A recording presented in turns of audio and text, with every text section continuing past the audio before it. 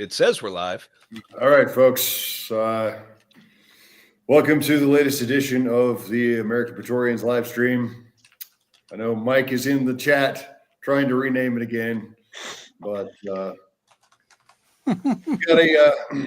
we should have every guest like vote on it every time a new guy comes on. Yeah, and it's still my channel, so whatever.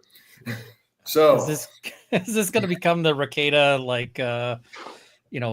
the infamous question? Yeah, well, hopefully we don't lose our fucking minds, but yeah. Yes. Yeah, anyway. Pro tip, there's certain substances that are not a good idea. We got a new guest this month, guys. This is Ian Runkle of the Bailey, the famous Canadian law elf from the North Woods, who I don't know about you guys, but I first saw him during the Kyle Rittenhouse trial. That's when he actually became aware of LawTube. I guess it never occurred to me before that I want to watch a lawyer commentate on a trial. But that's when I learned about Canada. I was just like, oh wow, he was like, oh god, where is this place? Yeah. Wait, there's an actual country up there? You got cities up here and everything. It's weird. I thought it was just like the Great Lakes and then ice rinks. Like, I mean, I was just in Vegas, and comparatively, my entire city is like 1 square block of Vegas, maybe. So yeah. No, all right. Pavlo John, stop that in the chat. All right, we need to be kind to Ian. We are not the truth. You're not going to be a state. You are going to be a territory. You're going to be like a couple of territories, like the new Puerto Rico. I don't know. This. I'm going to start throwing I would say tea in the harbor, but I guess the high fructose corn syrup in the harbor. Why did all the fish die? Oh man. Obviously, Canada isn't going to be one state. It's going to be like a few. Why would we make it super California? Why would you do that? That's like the worst possible way to do that. The best part is they'd have like 3 separate like Alaskas all there. It's just like, yeah, nobody lives here, but it's still a state. Like, well, Alaska still has like homesteading, doesn't it? Where you can go and get land just to try to set up. But so, that might be good. But then you have to live there. I mean, it's beautiful until it's not. It's one of those. I mean, that's the problem with none of it, is that there's like so much land there, and how much of it is usable? None of it. That's why it's called none of it. Like, it's people live there, but it's actually getting kind of more difficult because the more population you have, the less you can survive on things like hunting. So yeah, it's a rough place to live. Beautiful though. Las Vegas is having a similar problem, except the issue is water, because it's the desert, and patrolling the Mojave almost makes you wish for a nuclear winter. So, well, it's their fault for damming all of it up. Thanks, Hoover. Ian, why don't you introduce yourself in case anybody watching actually is not familiar with you? So I am a Canadian criminal defense and firearms lawyer. I started YouTube largely by accident. I made a video in order to shut up a guy who was telling me to make videos. And then I've sort of kept going because apparently for some reason people want to watch it. I don't understand any of this, but it's helped me with like getting more firearms, I guess. So that's a good thing. Oh no. I fight the government here in Canada on firearm issues, which I've been describing at SHOT Show. I was describing that as like firefighting in hell. And that's about it. A noble endeavor, though, Yeah. It is. Usually in a firefight, there's an expectation that you're going to be able to shoot back. How are you doing in Canada, where it's like the government is just, well, we let them have firearms in the past, and we were paying the price about this. Whereas, how do you come about that and be like, all right, with the deck stacked this much against me, how do you maneuver around that stuff? Well, right now they've banned a bunch of things, which means that I can't legally do much with them. but I still have them. So I still have multiple ARs. I still have my Tavor. I still have all of these things. Not to mention, I've got, all sorts of. I've got a 300 Norma Magnum, which, is not useless in the event. But, mostly they keep adding more stuff to it. They've banned a bunch of 22s. They banned a bunch of, I forget the manufacturer that they banned a bunch of their stuff, but they do like solely bespoke, like safari rifles. And so each of their rifles, like everything they've ever made, is like engraved with gold inlay and whatever else. And they sell for like $500,000 US. Well, I'm trying to crack down on rich people hunting the most dangerous game of all, man. That's obviously what they do with those rifles. Nobody is ever like buying one of these things to go rob a liquor store, because if you've got the money for one of these, you don't need to rob a liquor store. You can just buy a liquor store. But that is the biggest flex ever. Like if you go to a liquor store with like is that an ivory front sight on the gun you're holding me up with? Really? And you're like, yes. Ivory, please. How like comprehensive a lot of that stuff is, because years and years ago, like Maryland, when I was living there, they had just implemented a law that banned AR-15s, right? However, they had to define AR-15 in the law. And so they defined it as .556 caliber. So what everybody did, including me, was we just bought AR-15s in 300 blackout. And then, you can order an upper in 556 like online easily. That doesn't go through an FFL. So it was just like, I don't know if you're actually stopping anything. You're just making it harder for us to get what we originally want. And also you're making this new caliber incredibly popular, because after that it skyrocketed, not just in Maryland, but which I'm thankful for, because it was like fucking $2 a round when I'm talking about. Have they banned 300 blackout in Maryland or I don't think so. There was a lot that got struck down with whatever the Supreme Court case was in New York. Nice. Yeah. I haven't looked into it, but apparently the age limits for buying handguns got struck down recently too. Yeah, there was. Yeah, good.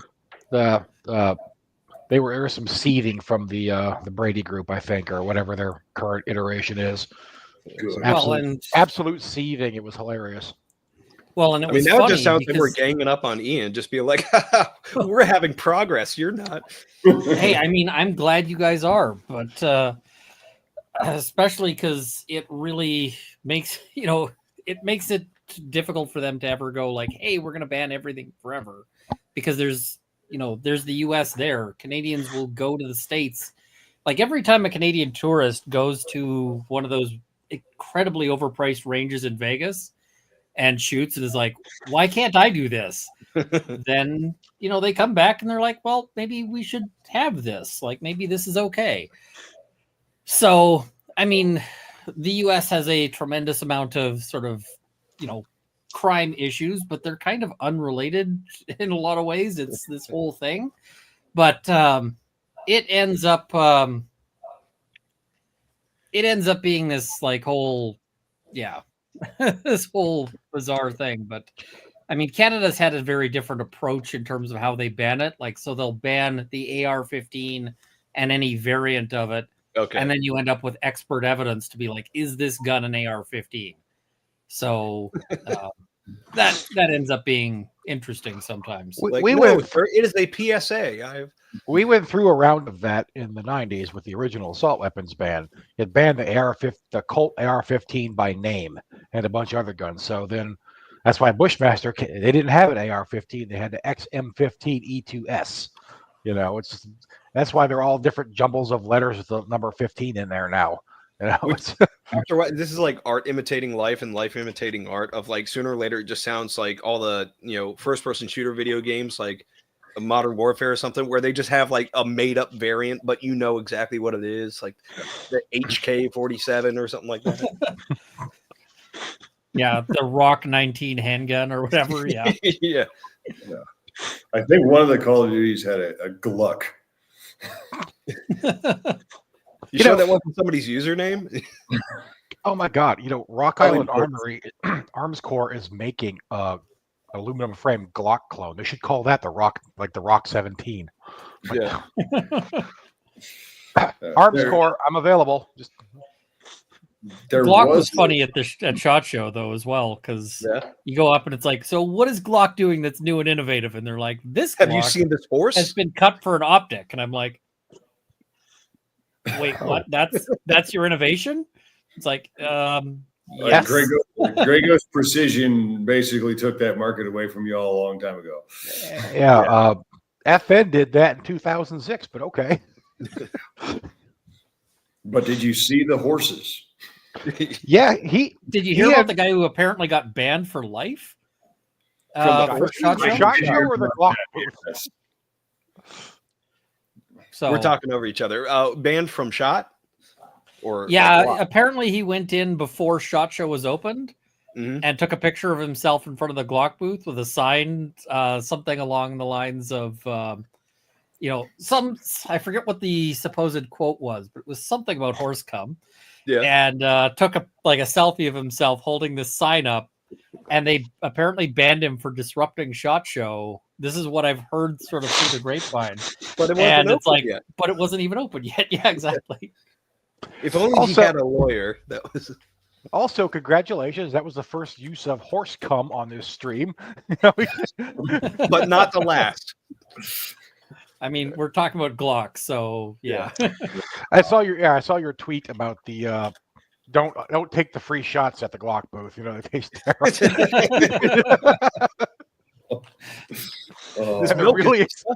They're really expensive too. No, but it's the breakfast of champions, Mike. Yeah. So what caught your attention the most at SHOT? What were you the most impressed by while you were down there?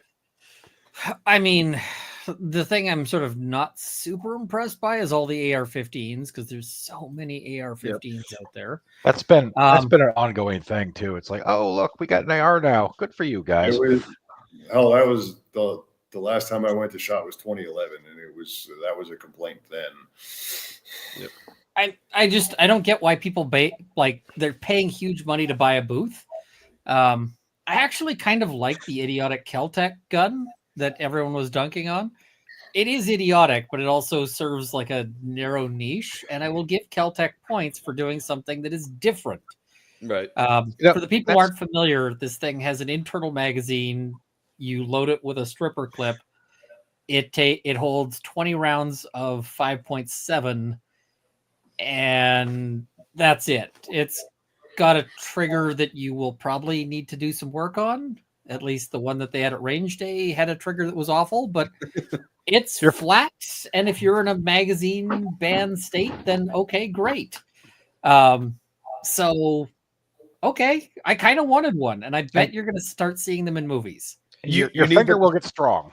You need the bespoke version of that so you can rob liquor stores with it, and it's just the most engraved, gold-plated Kel-Tec. That's actually kind of a throwback to one of George Kellgren's earliest designs too. It was like the Grendel P32. It was like it looked like the Kel-Tec P380 or P32, but it didn't have an attachable magazine. You top loaded it from slide lock. It didn't use stripper clips though, but that was back in like the early 90s, I think. A friend of mine has one. That's a lot of his designs got recycled. Grendel wasn't really successful, but like they had a 22 Magnum pistol that became the Kel-Tec PMR 32. See, that's when you know the cocaine's wearing off, is when they're just going back to the original drawing board. I remember a 2008 SHOT Show. People were still excited to see their Bullpup 308. It took foul magazines and it ejected from the front, and it was neat.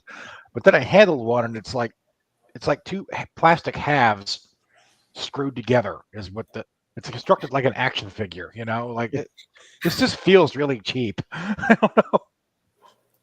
They need to market it like an action figure too, like with new combat action. Bam, bam, bam. Comes in a big blister pack, it's just Yeah.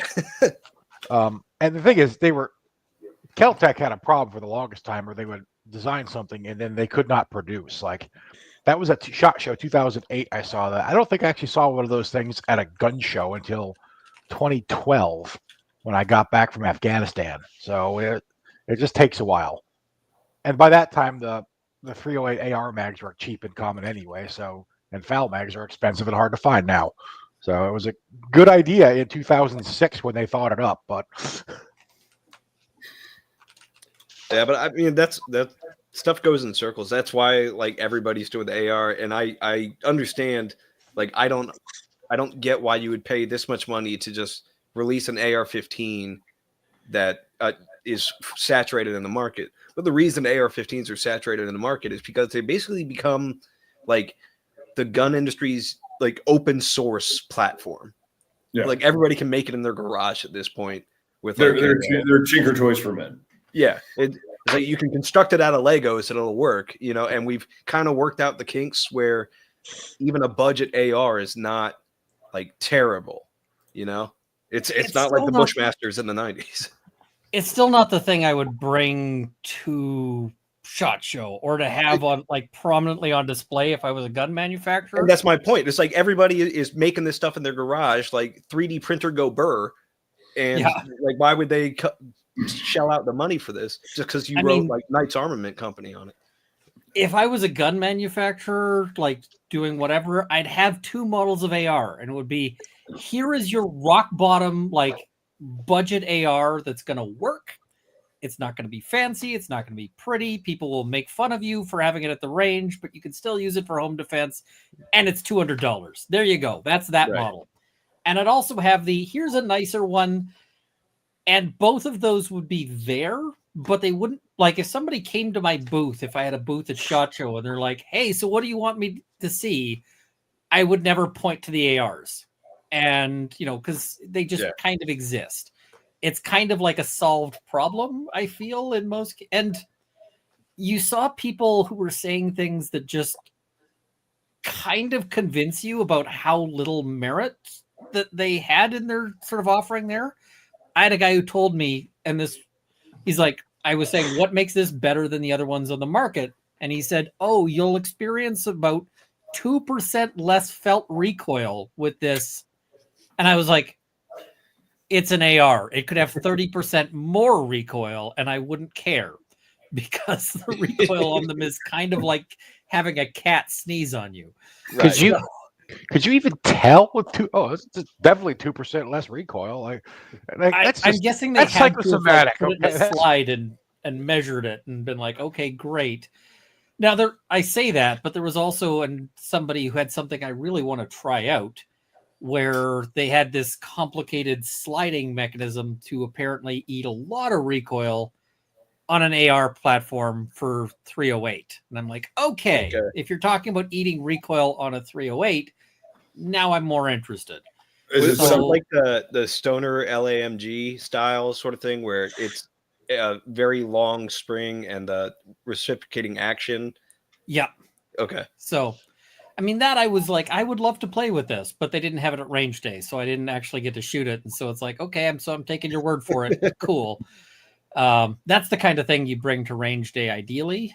I was actually, one of the things that actually kind of grabbed my attention is that safe manufacturers, and safes are a big deal for the Canadian market. Right. Especially you're forced to own one.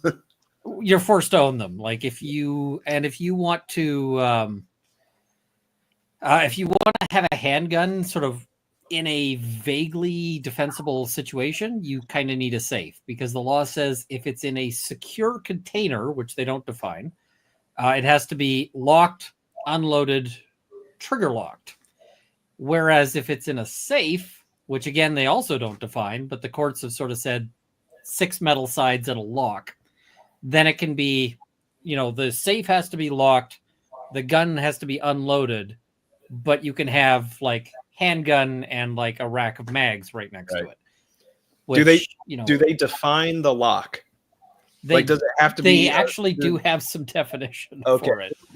If it was just like like the backdoor fence, sort of like draw lap, No, it does need to be either keyed or some sort of combination. But Gotcha.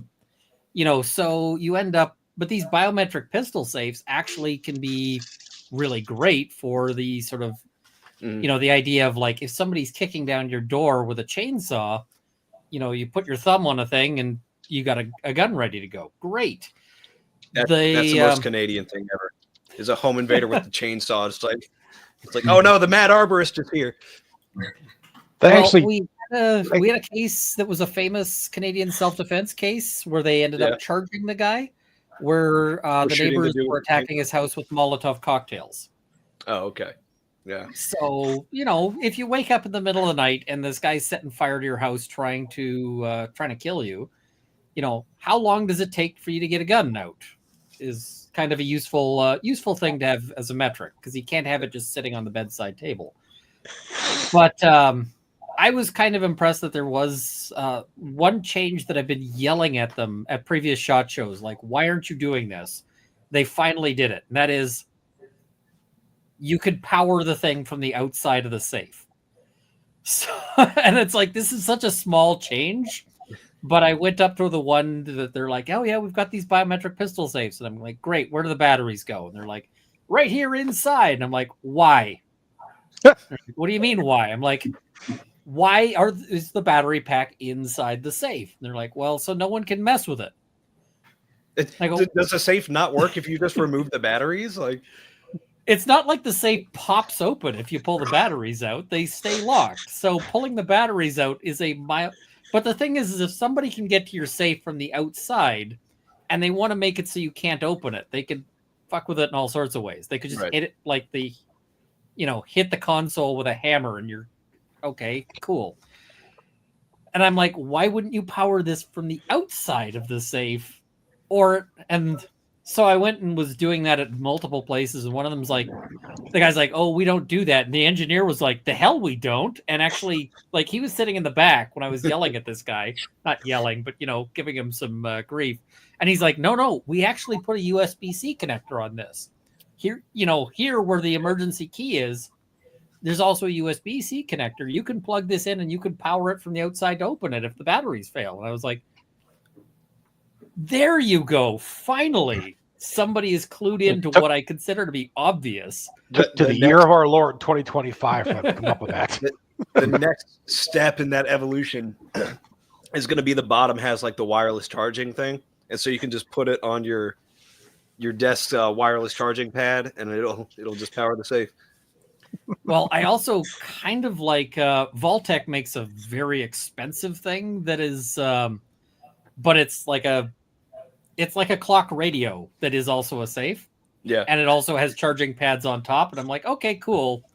Now this explains why it's not just occupying real estate. So now I realize that I'm the only one that is, nobody else at SHOT Show was like, I want to go see safes. These people had booths that were like some SHOT Show booths. You can like see the crickets, as and like the tumbleweed. There was a guy in the corner who had he was selling socks at the bottom of the sort of weird stuff basement. I saw your picture on Twitter of that. Like those were darn tough socks. I will vouch for darn tough socks. I was issued. They weren't darn tough. It was Ruck Socks was the brand. Oh, ew. Okay. Darn Tough actually had a booth in like sort of the more expensive areas. These guys were like way off in the corner. I was issued darn toughs that I got more than a decade of constant use out of before they finally, gave up the ghost. So those are recommended. I have heard great things, and I also understand that they, that they will replace them so I've heard great things about Darn Tough. I mean, nothing against socks, although it is weird. Some of the like side stuff, you'll get like 12 different booths that are selling gloves. And it's like, okay, what makes your gloves better than anyone else? Like, these are all made in China imports. Man, I remember when mechanics cost like $18. Well, and I literally had one person say, "We have Molly on the back." And I went, I have never imagined a situation where I wanted to attach something to the back of my gloves with Molly. Like, I'm just imagining like the most Instagram, operator ever. He's got the Molly on his gloves and like a taco pouch on his hand. So he's just like, yeah. That reminds me of remember the mag pouches on the butt stocks of the rifles? Yeah. In this case, it's on the back of your hand. Yeah. It's handy that way. I remember back in 2008 when they were still in I was still in the height of the tactical pants era, when you had the 511s, and then you had the True Spec had their own, and then Blackhawk with an exclamation point had the most tactical. It's all caps and exclamation point. It had molly webbing above the back pocket, so you had molly webbing right on your ass, so you could strap pouches right to your ass, like never without them. Really uncomfortable if you got to sit down in a chair, but if you don't sit, if you perch like a falcon, it won't bother you, right? No, but it'd be great if, like, when people are in like an auditorium and there's all the folded chairs and that stuff that they're sitting in, if you can sneak up behind them and just zip tie one of those molly loops to the chair. Well, the other thing that always baffles me is you get people who are talking about like, this is my bug out bag kit, or like my get home bag is the even worse one, where they're like, if there's a disaster, this is what I use to get home. And it is like the most tactical crap ever. Yeah. And I'm just thinking like, okay, let's imagine there was like civil unrest and I need to get from my work to my house. And I can't get my car out of the parkade because they're like throwing Molotov cocktails at the parkade or whatever. This actually happened in Minneapolis in 2020. So that's the thing. It's not like impossible to imagine, but you're like, I got to walk out through like whatever, like the Rittenhouse protests and so forth. You're like, okay, I can't drive through this. The last thing I want is like some super tactical bag. I don't want to look like, I want this to look like I am the biggest. You remember the scene from Pulp Fiction where he's like, how do we look? And he's like, you look like a couple of nerds. That's exactly where I want to be. I want to look inoffensive. I want the average because if you've got a bunch of police, say, looking for who are the troublemakers, I want them to look at me and go, yeah, I might need to pick this guy up later with like an ambulance, but like he's not going to be a worry. Like this guy is. That's where I want to be. That means you need to cover your bug out bag and cami netting. Just no one can see me. So if you guys are actually going to have something like that, you could just use like a good gym bag. People carry gym bags around, it's like, it's not going to draw attention. It'll hold. How much stuff do you actually need for this specific mission anyway? Like, what's in there? What do you get home with?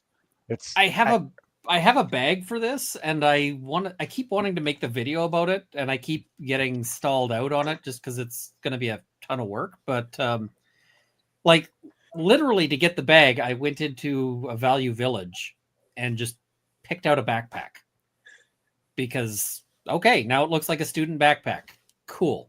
How much stuff is in it? Not much, because I look at it and like my walk home is something like 2 hours normally, and walking is slow, but let's assume it takes us 10 times as long because it's chaos.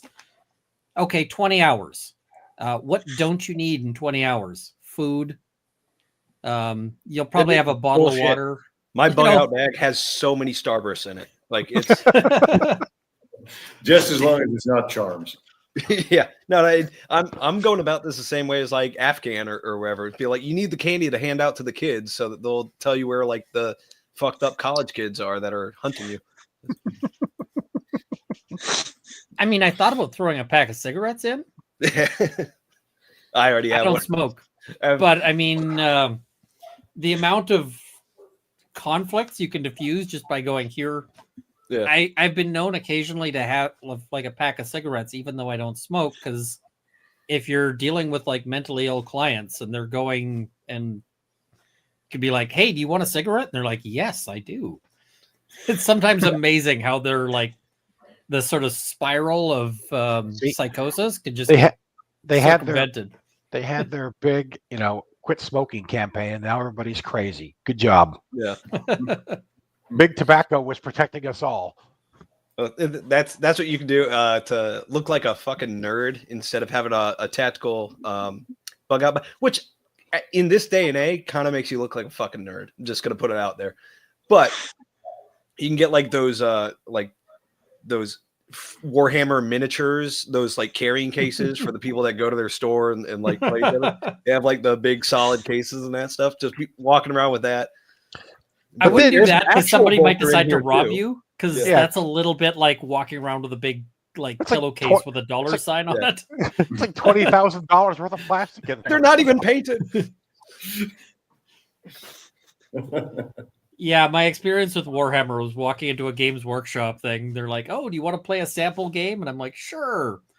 And I played it, and it was fun, but it was obviously slanted in favor of like let the newbie win. Because Yeah. I'm sitting there going like, "Why do I have 3 times as many troops as you do, and they're better?" So okay, whatever, sure. Like this isn't real play, and I was just like, "So what does it cost to get this?"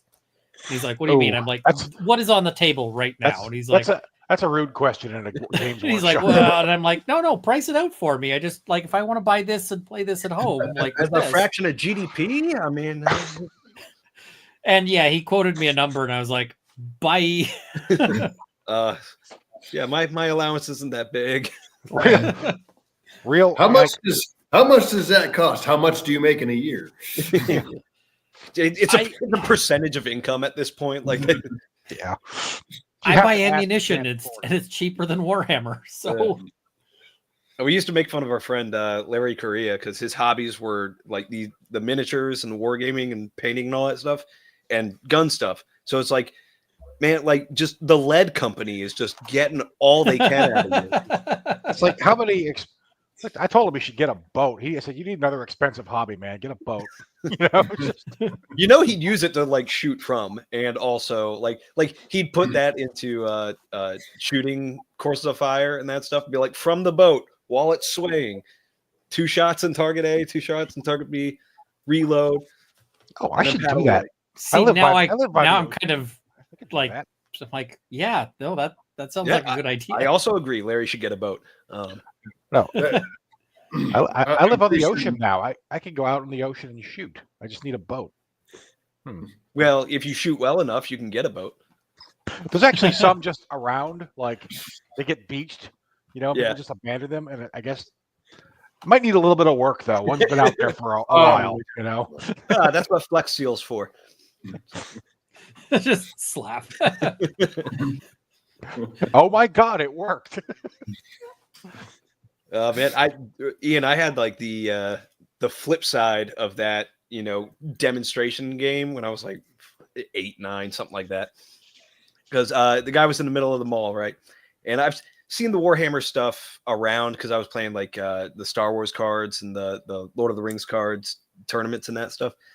And I always thought they were like just album covers for like heavy metal bands and that stuff, right? So I was like, that's cool, but I haven't heard their music yet. And then I see him setting it up on the demonstration table. I was like, oh, it's a game. That's interesting. And so he's like, yeah, why don't you play? And so he sets it up where like he is the Space Marines, like the go-to faction, and I'm the clear ripoff of the Xenomorphs. And I was like, this seems the wrong way around, marketing man. Like you're making the 8-year-old play the space bugs, and you're like the super soldiers and that shit. But we went back and forth. It's let the newbie win is the marketing strategy. Oh yeah, he whooped my ass. Like he was just like nope, I'm shooting you from here, shooting you from here, shooting you from here. Isn't this fun? Yeah, good game. But then so the game itself, I was just like, yeah, it's not my thing, whatever. And then he started explaining like the factions. And to this day, either they've retconned it or it was always a meme and never really the thing.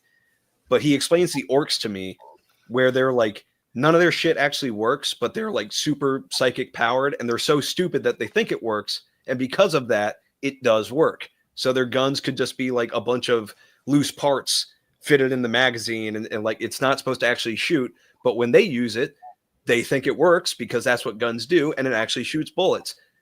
And I'm thinking, this is the coolest shit I've ever fucking heard. Like, this is Did awesome. they retcon that? Because that is the best part of the Warhammer lore. Exactly, yeah. And so, like, 10 years later, I'm like trying to get into Warhammer because like Dawn of War and that stuff. And I explained that to somebody, and he's like, "Yeah, that's not true. That's just people made it up because it's a joke, but that's not really how it works." So I was like, "Well, then fuck this then. Like, I don't want to get in the game if that's not the lore." That's not very grim dark, brah. Okay. Yeah. That's neither grim nor dark. That's actually whimsical, and that's not allowed. Yeah, that's kind of been my problem with trying to get into any of the Warhammer stuff. Is it's just like, oh, this is so like I am 14 and this is edgy kind of stuff, and like it's We just have- like We have this conversation like once a week, so it's We've had it every day for the past like 4 days, Mike. I have never owned a miniature or played a tabletop war game, and somehow I end up talking Warhammer all the time with these guys. It's weird. I literally bought him the Space Marine 2 video game. To be I fair, played the Dawn of War video game, and after playing through the plots of all of them, I'm like, you know, the one I agree with most is the Necrons, just on the basis of like everything needs to die. Yeah. Like everything in the universe needs to not exist anymore. After seeing the universe they've built, I'm just like that seems like the most reasonable position. The Necrons So- are just wasting their. I mean, everything will die if you're patient. I mean, They Yeah, tried it's that just when like- everybody moved in on their fucking backyard. oh well. Also, when you have magic, then the whole like relying on entropy thing doesn't necessarily work out. So But I mean, like that's what the Necrons basically are now. They went from like actually scary Terminator ripoffs to it's the old guy trying to get the squatters out of his apartment, and like, they're fighting back. So he's just like, all right, we need to call up all the old boys. And My wife just texted me to let me know that she has painted miniatures and played tabletop war games, but I, the science fiction writer, have not. So I've never played Dungeons and Dragons either. So well, now you've got an in. I'm gonna make Kathy force you to play her in like Kill Team or some shit. I have also never. I mean, the closest I've come to miniatures was making model airplanes when I was a kid. So. Yeah, just write that up as like a Valkyrie or something, and then throw that on do an all aircraft list. I was into miniatures before. If you remember Micro Machines, yeah, OG miniatures, right? Well, I mean, if we're counting Hot Wheels, I have quite the record myself. So. Oh yeah, Croak actually designed one of those games, didn't he? Like one of the Dawn of Wars. oh, Yeah. cool. Yeah. I think you mean Dawns of War.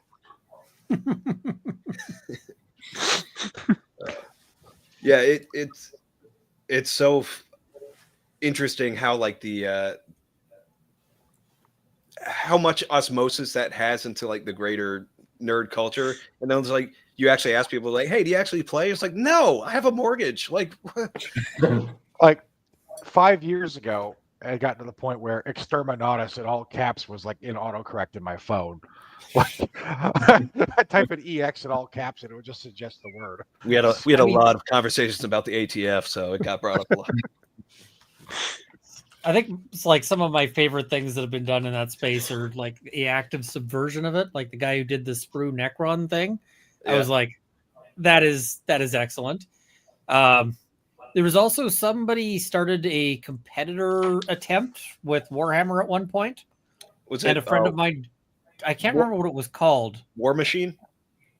I don't remember. It was Okay. ages ago, but he joined a tournament for it, and he looked at the point value, and he determined that you could enter this tournament with 2 units: 1, an orbital nuke, and 2, a spotter. And it was supposed to be like relatively small scale things. So orbital nuke was not something that really should have been used, but he figured out that you could have those 2 units. and that in fact, if you drop the orbital nuke at the far corner of the map, that the spotter would be the only thing that would not be affected. Which means And it's he the won worst this- nuke ever. Like, He won the tournament on the basis of I orbital nuke, and then the game and then the round ends. Just repeat over and over, and then was like, they're like, congratulations, you won. you're You are banned. banned from ever participating again. Well, that's how real wars get won, though. You know, it's Well, that's the thing, is if somebody don't think finds we a needed a cheating spotter in strategy in a Japan, war, though. they're a genius. So Yeah. I don't think we needed a spotter in Japan, though, Mike. No. Yeah, which StarCraft is essentially they were making a Warhammer game, and then GW said no, like we're pulling the license or whatever, and they're just like, StarCraft, this new game. is that the only thing they've ever pulled the license for? Because they have allowed licenses for some really there are a lot of bad marginal Warhammer products. games out there. I mean, Yeah. StarCraft was made. StarCraft and Warcraft were like late '90s, right? Yeah. Yeah. So like Warhammer didn't really take off until like the early 2000s. It it was a big thing in the miniature wargaming niche hobby, but like it wasn't huge until like the mid 2000s. Yeah, I remember And even that, calling it huge is my senior year of high school was 1999, and I had a friend who was like he was crazy about StarCraft. You know, I never really liked real time strategy games. I'm proud of you for having a Korean friend, Mike. He wasn't even Korean. This was Upper Michigan. Oh, I'm sorry, the Korean. So, I didn't see my first Asian until I was grown.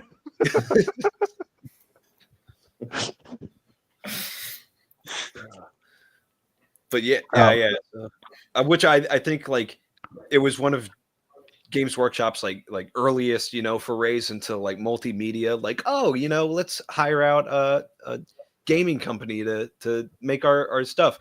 And then like somebody in the office is like, no, that's stupid. Video games are a fad. And then we're like, all right, we're out.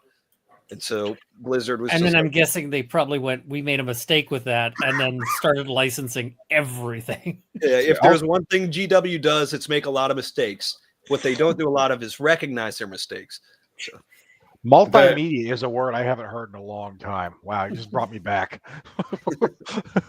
And actually, as Pablo John pointed out, that was actually how I really got into it. Was I found a copy of one of those Dan Abnett God and Ghost novels in the PX in King Fallujah in 2005. But I can just imagine you like making your own cloak. Like, this is a Camellia line cloak now. It's going full nerd in Afghanistan. This is also one of the things I find tremendously hilarious about reading military science, like military fiction, because there's two things that they just always do that I always just kind of roll my eyes. Everyone is like super like macho from a perspective of like people who've never met military people. Yeah. Because the biggest like D&D geeks I've ever met have all had like lengthy service records. Like I'll sit down with somebody who's got like the DM's guide memorized. And it's oh, well, why do you have this memorized? It's like, yeah, it was easier than carrying the book when we were in the desert. I'm like, oh, okay. The higher speed the background, usually the bigger the nerd. When they got to learn all that shit. When I first got back from EOD school, I was in the shop and it was in the evening there, and there were a couple of guys.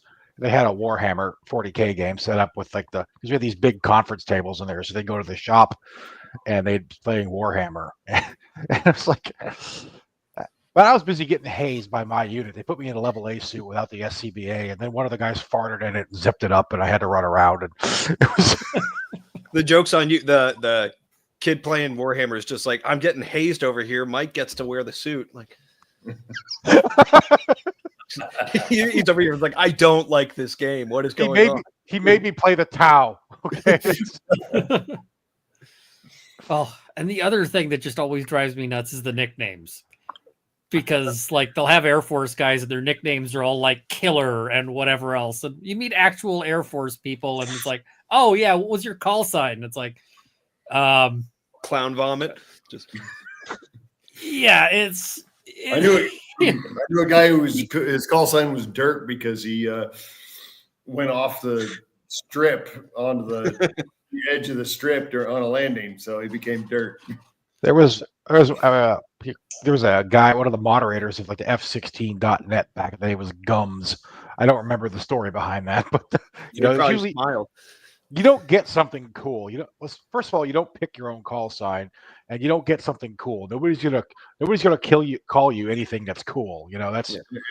If it is something that's cool, the story that goes with it is going to be extra special, humiliating. Oh, we had a guy. He gets it. This guy gets it. He was coming on to a program, and he was like, I'm like really big into Archer. We should have like Archer based call signs. And then somebody just from across the room was like, "Oh, you mean like Duchess?" And he's like, "Fuck," and that was his call sign from then on out. Our team in Afghanistan, we were Team Duchess. I was our team leader went by Duchess Actual. So on the radios, we even got a patch made. You get people like you ask them what their actual, and it's like Chunks. Why? Because they threw up. It's like, yeah. And I can't, every time I pick up like a some military fiction thing, I'm just like, I want to see that, and I never do. So it always just it always just drives me nuts. What kills me? I'm sorry. Pete. What kills me is when I'll read like a military fiction thing, and it's clearly written by somebody who like worships the military but was never in. Which okay, that's fine. You're doing what you're interested, but they like really like the idea of the military from a top-down perspective. So like the best troops and that stuff, they're super, like rules and regulations and that stuff, and be like, he's an officer, he's gonna lead us through hell and back, yes sir, like all that stuff. I was like, fuck off. Like friend of mine is, and this is a really good friend of mine, was, doing tank stuff, and his big story from his tanking era was the time he almost got the crap kicked out of him by an American squad because they had been fucking around with these tanks, and basically they were issued a bunch of blank rounds because they were going to be doing sort of training drills. And they went, okay, these are fun. But then what was more fun is they would put garbage in it, and then it would make a big fireball because all the garbage burns out. And then somebody discovered that a can of beans fit very neatly down. God. And so they were shooting beans with these blanks. And so then they're going off and they're rolling this tank out for like training things. And they're pointing this tank at this. And one guy is like, fire. And the other person goes, wait, did we take the beans out of this thing? And goes, abort. And then the third person goes, nope, fire. And beans explode out all over the other tank that suddenly just goes, and suddenly they're having a tank chase with them going in reverse because the other group is really pissed that they've just been engaged with an actual can of beans. And it's like, this is the kind of shit that happens and never makes it into like, everyone's got like in the American Crew's defense, they're gonna have to write that up on like the training report and that shit. Got hit with beans, and it's like they'll probably have to clean it up. Yeah, they're gonna have to clean it up. They're gonna have to repair the little fucking dent out of the paint, and like they're gonna have to spend 2 hours explaining to fucking higher ups that think that they were just fucking off on the training report and writing a joke that like no, this actually happened. The Canadians shot us with beans. What did you do about it? So it's a lot easier to come back from that by saying like, oh yeah, we kicked their ass, than just being like, yeah, well, we were just mad. What'd you do about it? Well, we kind of flipped them the bird, and what were we supposed to do? They had beans. The stories you hear, like I had a coworker tell me about one of his airmen had a story where he was set on fire by a stripper. It's like, I don't even like without any context. That sounds like a story. One hell of a lap dance. Basically, yes. But I have been accused of writing military science fiction, but I haven't. None of my books have been about people who are in the military. Not even the Dead Six books. They were military fiction. Nobody in those stories is actually in the military either. But that's just the genre it got pigeonholed into. Oh, and that rant was not a call out in any sense of the word. I was, or I guess it's a call out, but not for an author all name and not one who's on stream. Oh, that's fine. I didn't even think of that, but no, I remember I was at LTUE back in like 2009 or something like. No, it would have been that. Right? It would have been like 2012, I think. And I was like, if you're going to write military science fiction, you should at least understand how the military works. And that was like, I'm talking about you, John Scalzi. And that was before I even learned what a giant piece of crap John Scalzi turned out to be. So it's, Oh, I don't know that T, but I'm guessing it's it's You're not missing anything. author drama. It's not, but he's an interesting. He's also just not a very good writer. So yeah. I'm still on that stripper thing. Like, did he have strike anywhere patches in his pocket? There was something where he got. I don't remember the details of it. I just remember because I was cry laughing, like the cry laughing emoji, right? I was in the back of the truck. We're at work. We're talking, and I'm trying not to hyperventilate and die about this story with this like 21-year-old airman who got set on fire by a stripper somehow. So it's just like, usually you have to fuck up the contract marriage first. Like, no, I mean, there's nothing said lead to it. See, and that's the way you get a cool nickname, because then that guy could get something like Pyro or something. Isn't it? Like, I'm not even redhead. we had a redhead guy in my squad, and his call sign was Tracer Round because they have the orange tip. So.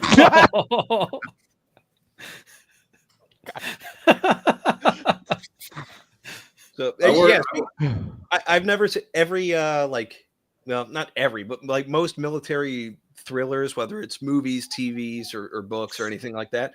Like the main character always has like a really like either loving, supportive wife or whatever. It's like, what if you had his wife be like the stripper and he's just still in the contract marriage? He's just like, hey, I'm gonna be gone for like 8 months. Try not to steal all my money. Like. Yeah, or just the sad common story of like, guy comes back and finds that his best friend is not been his best friend the whole time. Yeah. Yeah, nobody wants to read a novel about how OSI had to disprove a rape allegation because it was actually just a drunken three-way. It's It has been 0 days since a Cali Wayne incident. Or that's Marine deep lore. Don't worry about that. Nobody ever wants the like, oh, and then the hero in their aftermath is they came back and they got into a messy divorce where, he gets the incredibly expensive car that he bought on credit when he signed up, and she gets everything else. Like, yeah. He's living in that incredibly expensive car while he becomes a miserable alcoholic. See, and takes it out of his platoon. That's why I never got why everybody, and I'm guilty of this. I got the Mustang too, but it was like it was a pretty good deal at the time, and I didn't pay fucking absurd interest rates on it. But like everybody goes for the pickup truck and the Mustang. All the like E3s and E4s and below, what you need to get for your first car is like the fucking wizard van, like the van with the shag carpet in it and like the sofa in the back. Nobody makes those anymore, though. D&D wizard on the fucking side panel, like. I mean, you will. I may have crush someone's pussy with that, yes, but you can't buy those anymore. I may have known a team leader who had the wizard van.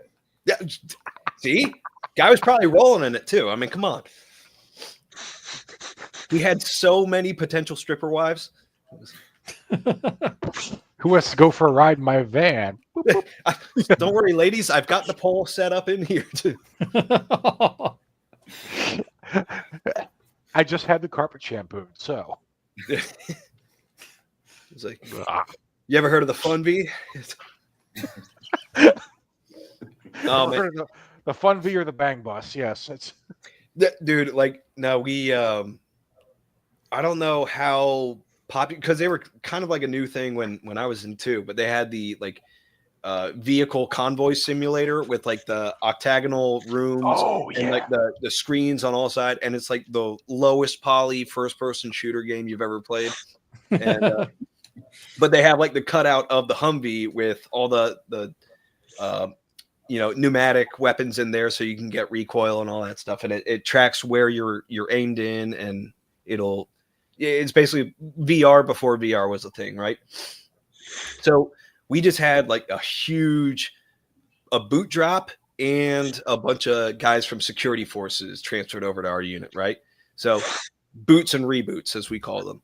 And then they just had like us, like 6 of us that were, from salty from the last deployment. They were just like, all right, well, you're all going to be in one truck because we don't want you like corrupting all the new guys with your bad ways. And so we were just like, did they just give us a fun V? They just gave us a fun V. All right, it's sweet. And so we were just gaffing off the entire exercise from that truck. And when it ended up being, because they'll always play till failure, right?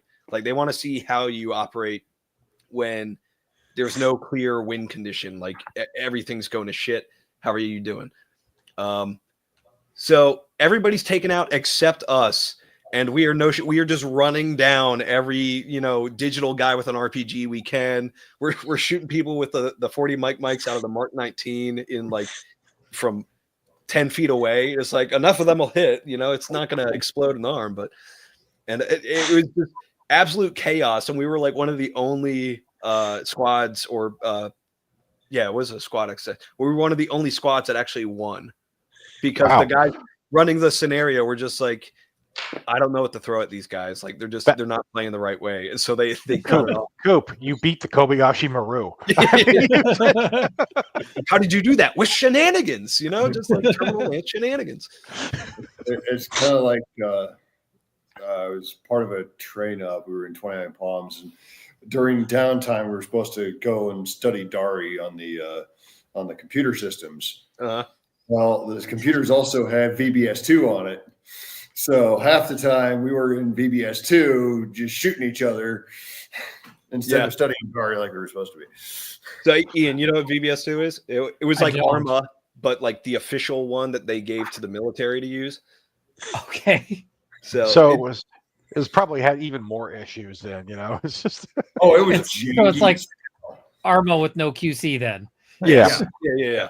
It was janky as hell, but we could still shoot each other. So, I remember my National Guard unit had these way back. It was a M16 training simulator that you'd hook up to a no shit Super Nintendo, right? See, it was like the Zapper, but it was an full size M16 with a piston in it for recoil, and you'd lay there, and there was like a pop up range in glorious 8-bit graphics, and it sounded like Duck Hunt when you fired. I wish actually some of the simulation stuff that's coming out is going to get really interesting.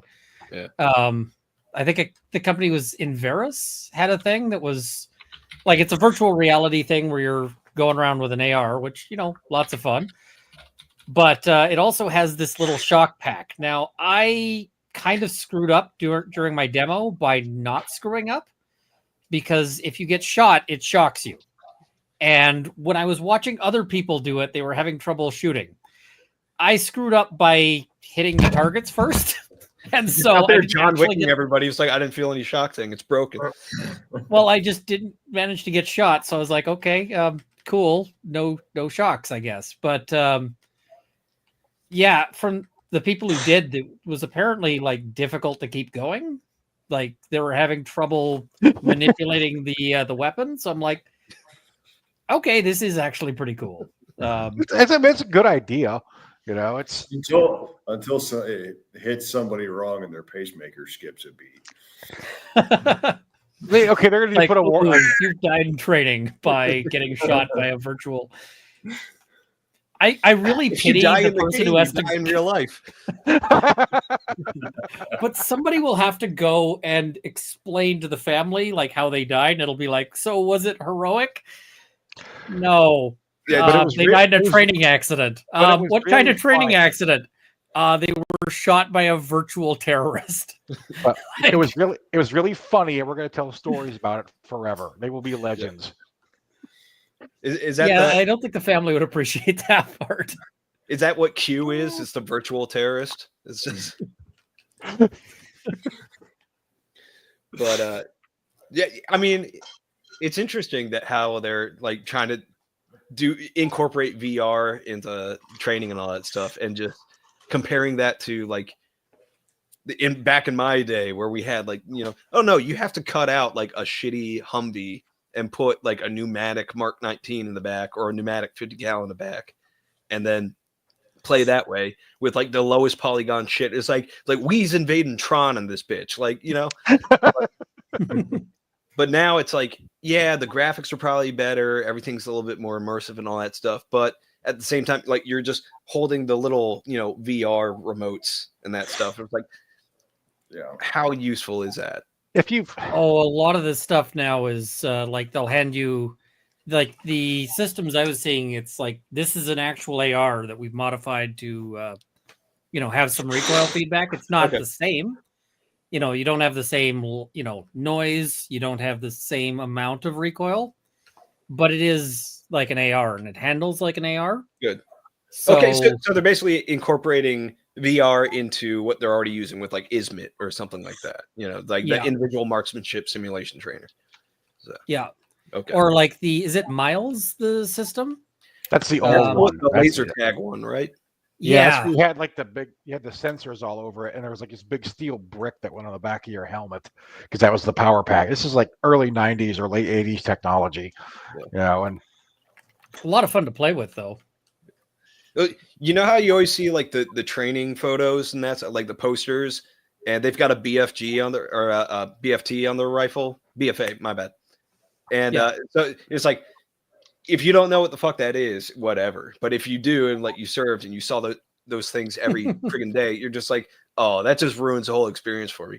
Imagine seeing a training like recruiting poster, and he's got like the Miles systems all over his gear and that stuff. And you're just like, oh. It's just like you're like a Rangers all stacked up along the door, but they've got like all these laser sensors and that stuff.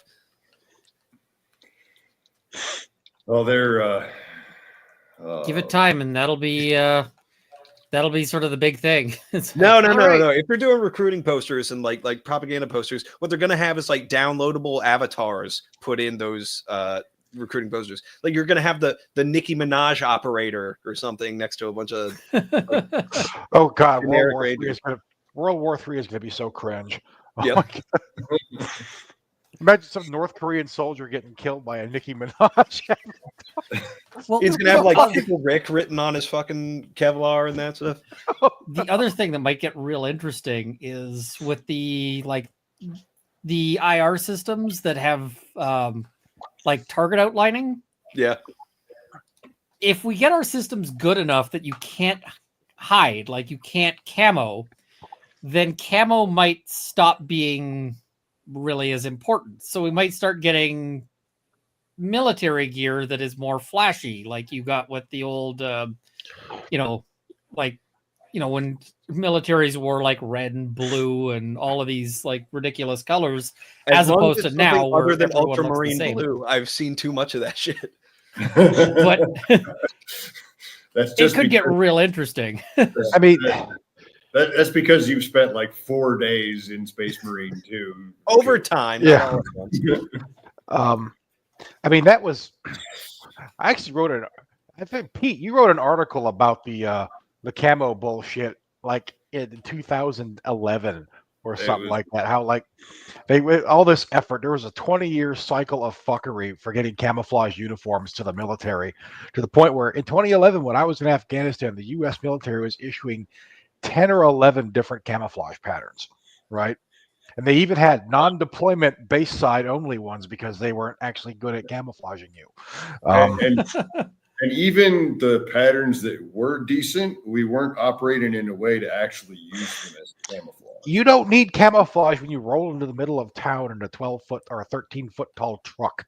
Nobody's going to miss you. Honestly, you get covered with dust and everything turns brown anyway. So what we are seeing in Ukraine is that camouflage is actually becoming more important. in the sense of camouflage being something you do rather than just something you wear. Yeah, because they've all got low belts on their arms so that they know who's Russian, who's Ukrainian. They have to wear camo. They had to wear armband. They had to wear colored armbands like paintballers so they could tell who's who. You know, which is why when the Canadians and the Marines go against each other, it's going to be a shit show because Marpat's just Cadpat with like a little EGA stuck in there.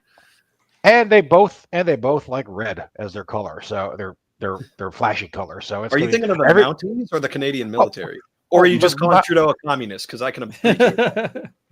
Yes. Plus, red is half the color of the Canadian flag. You know, it's like their color, I assume. So Ian, Coop just kind of opened the door for you there. So. So yeah, I mean Trudeau is on his way out, but they're basically trying to pitch this guy Carney, and the idea there is that he's essentially Trudeau 2.0. You should not have a Carney as prime minister for starters. He's got even more blackface. Well, he's avoided some of that. I mean, that's a whole thing. This is one of those things where it's just like it tells you just how few principles most people have. Because if you ask the average person ahead of time, hey, what's your red line for like a politician, right? And I think blackface would have been on everybody's bingo card there. And then suddenly all of the people who would have said that was absolutely their red line were like, well, but it was a long time ago, and it wasn't like blackface. And the thing is it totally was like blackface, because he was doing it, amongst other things, for a musical performance. Oh my God, he did a minstrel show. Yeah. Where he also, in addition to sort of the blackface, he also apparently, like, he seems to have stuffed his pants to really hit additional stereotypes. So it was a straight up minstrel show. That is a minstrel show. And so like the number of minstrel shows that politicians should have participated in, I feel like that should be zero. That this should not be hard. I do like that excuse though. Be like, oh, it was a long time ago. It was a different time. It's like, yeah, this isn't the 40s. Like, this isn't some Amos Andy shit. This was like fucking 94. Yeah, it's like we knew. Everyone knew.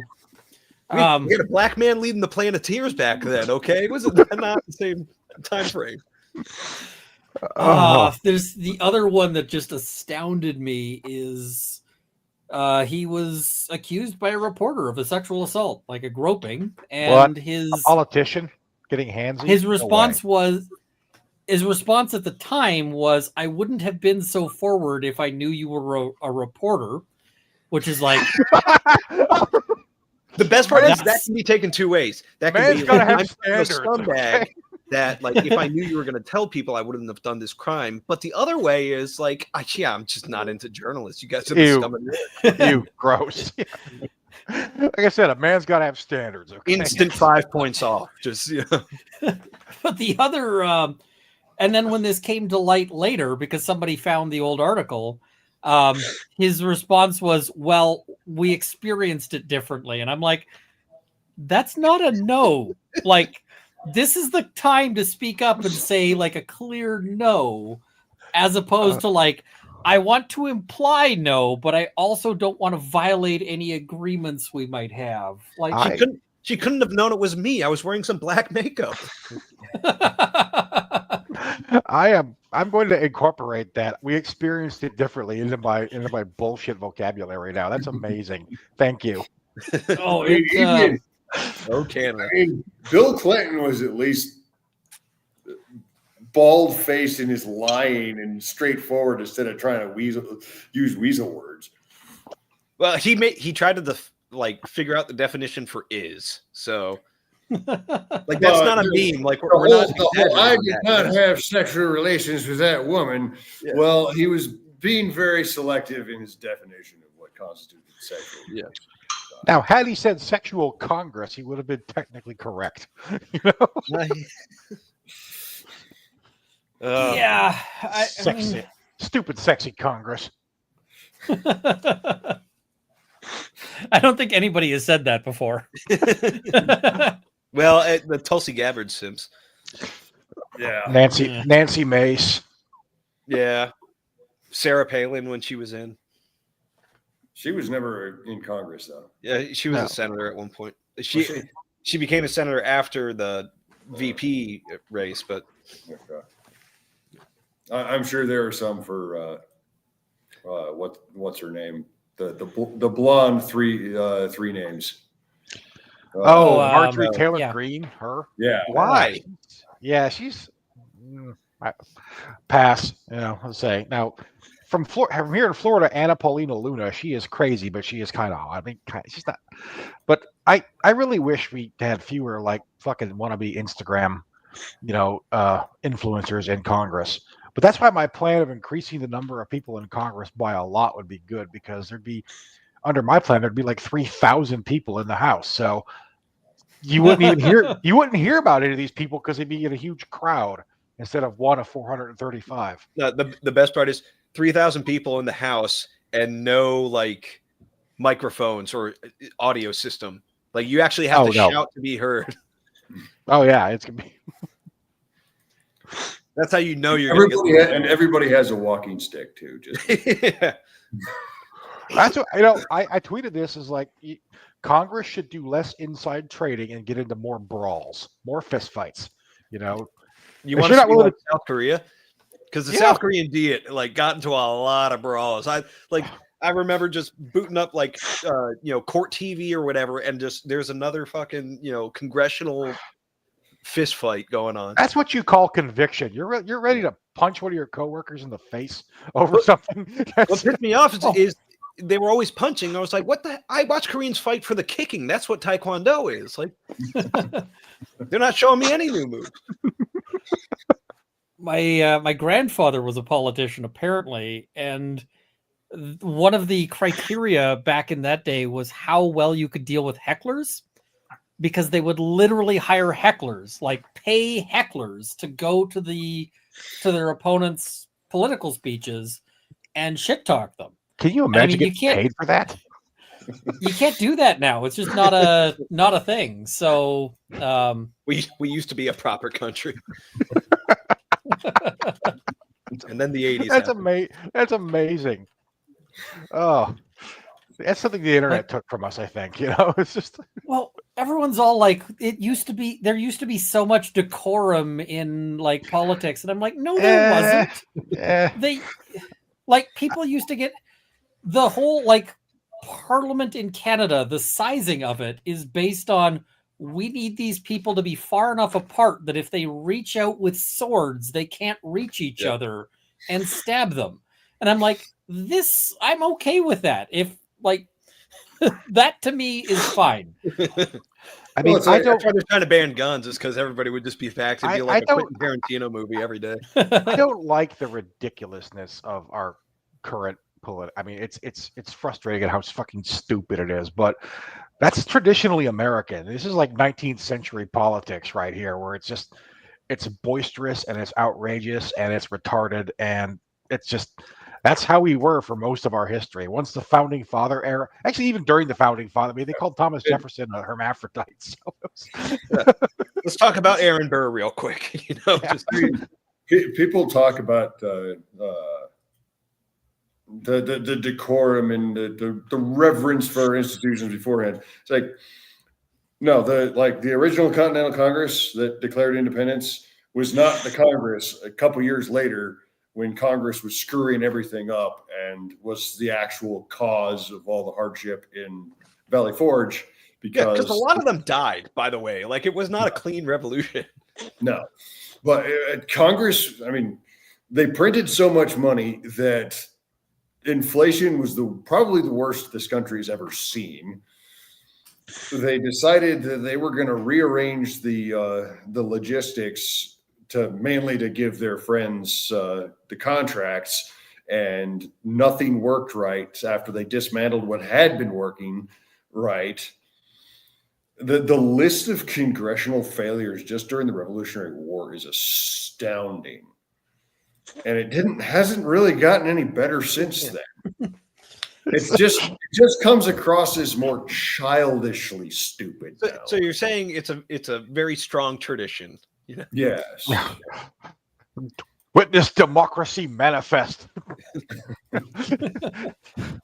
Which, But, Ian, you know, like, that's just how I know it goes. Right? it's up in it happened up in Quebec in like the 80s. So I don't know if you remember this or if you ever heard of this, but like there was a some like the Canadian National Guard or Reserve Army, whatever your version of that is he decided he was going to massacre the Quebec Parliament so that they'd start speaking English again.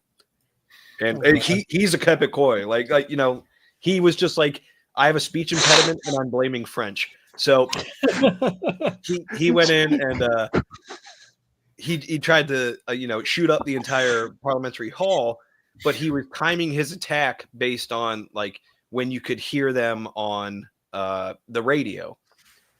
And there was like a delay or something in the radio broadcast. So he figured, okay, it's go time. But it's like, no, they just weren't in office yet. And so he goes in there. There's nobody there, and he's pissed. So he just starts shooting up the room because there's nobody there that he wants to kill.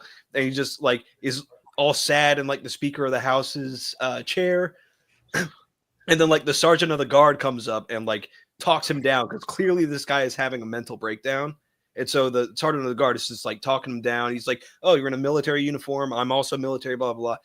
But they're doing all this in French. And because it's in the parliamentary hall, everything's filmed and recorded.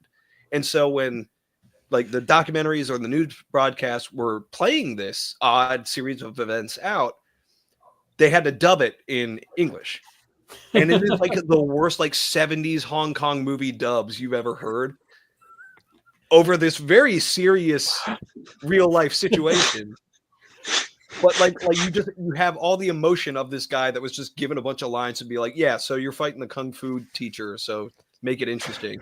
It's just like, what is going on here? I thought there would be people here. Look at all this mess I made. I've killed that guy over there. What is going on? It's just, oh my God, that's beautiful. Please let this be true. It's so fucking funny. but it is the sergeant of the guard's name, because obviously, like once you talk this guy down, he was like hailed as a hero. His name was Rene Chalbert. So if you want to look it up, it's like RENE. I don't know how to LBERT. Ian, being Canadian, might know how to spell Chalbert. I don't. Well, I'm just remembering when it was. It's Chalba. Say it, Frenchie. I think it was Air India, or it was some other like. There was a downed plane off the East Coast, and the most ridiculous thing was that we had English to English subtitles on the news coverage because it was the very, very heavy East Coast accent. So you had people going like, so we saw the plane coming down and we got the boys out and we saw the plane coming down. And it's like, oh God, we're a country. Was he speaking like a Newfie accent or something like that? It was like very heavy, like Newfie East Coast accent. And it was like, okay, that is hilarious. And the thing is, I could pick it out, but it was like, I'm just like, all right, that's what we're doing, I guess, is English to English.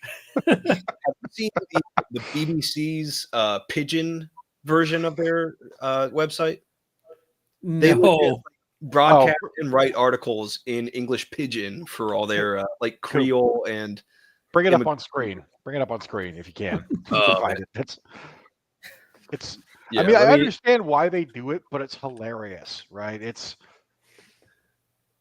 Yeah. All right. So I was in Panama City, Florida, for dive school. Panama City. Sharing it was like it wasn't a taxi quite. It was more like a shuttle, but.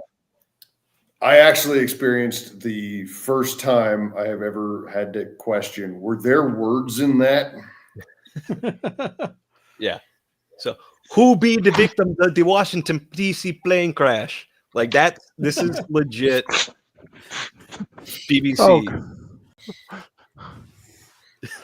I like how they got recovery operations, but then they have to shorten Wait, everything. yeah, they have Washington D.C. like instead of Washington or something like that. But it's also Or- like a really poor choice of like the one person that they want to highlight on this. That's very insensitive on Oh BBC. God, I just realized. Yes.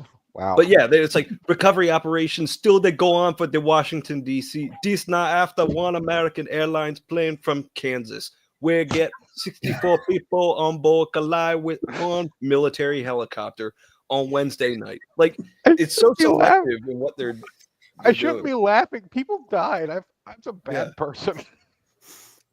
I pulled up some because I just did a search and I pulled up an article about like a guy cutting off his wife's hands with a machete, and like right in the middle of it, it's like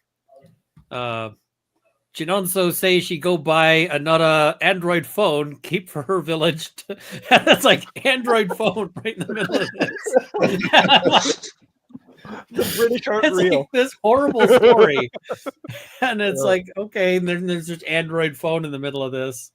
Right. Like this seems like something that somebody would do as a joke, right? Like I mean, I can see a use for it. I'm betting this is like really useful for some people, but it's like it seems odd. Also because I've met enough Hawaiian people that I know like how they speak pidgin and that stuff, right?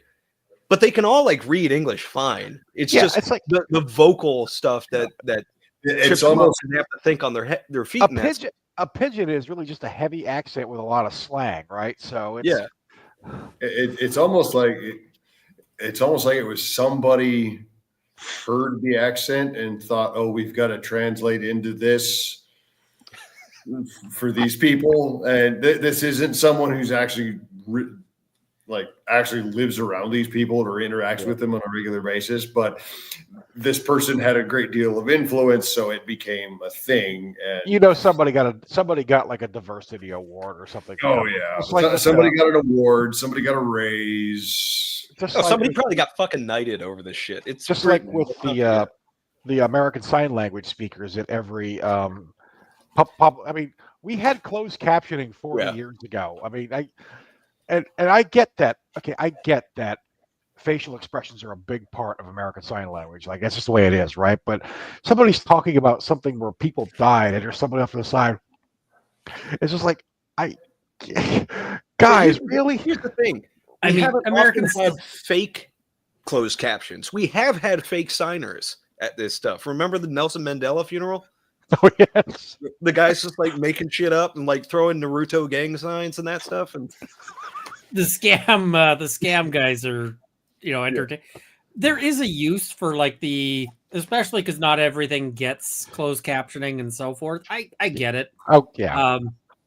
There's also like in the deaf community, there are tremendous issues with like, people who sign but are not literate or whatever else, because sometimes their access to education is like, yeah, I mean, I end up doing some stuff with the deaf community out here sometimes, which is its own, its own chaos as a hearing person who has no ASL. But you'll run into people who like grew up in some small town in Quebec, say, and there's the problem is they're speaking French Sign Language. Well, or God. they're deaf in a small town, and so what they learn is like home sign to communicate with and they don't actually end up learning ASL to communicate with other people until they're like, 25 or something and have left home.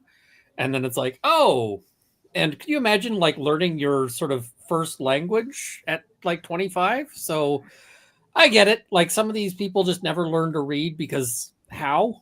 But my question for that would be if they learned home sign, like just to communicate with family members and do that, the person doing like American Sign Language on the TV is probably not going to be on the same wavelength as that either.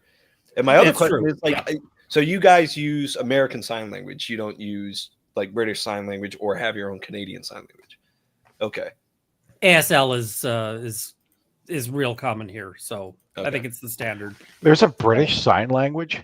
Yeah, There is. you think that'd be like a way to bring people together? Like, okay, we can figure out sign language. We're able to communicate. But no, the Brits came up with their own system, and the Americans and Canadians apparently came up with our own system. So, and They didn't want to have a sign for truck. It had to be lorry. Okay. And the sign for knife can't have a pointed shape. No, You're gonna drown me. they had to figure out a way to add U's to all their signs. Ooh. Look, Brits, if you didn't want to catch strays during the stream, you shouldn't have been British. I mean, Oh, I assume you guys have seen the Idris Elba clip. Oh yeah, I saw a transcript of it. He's talking about how they need more knife control in Britain.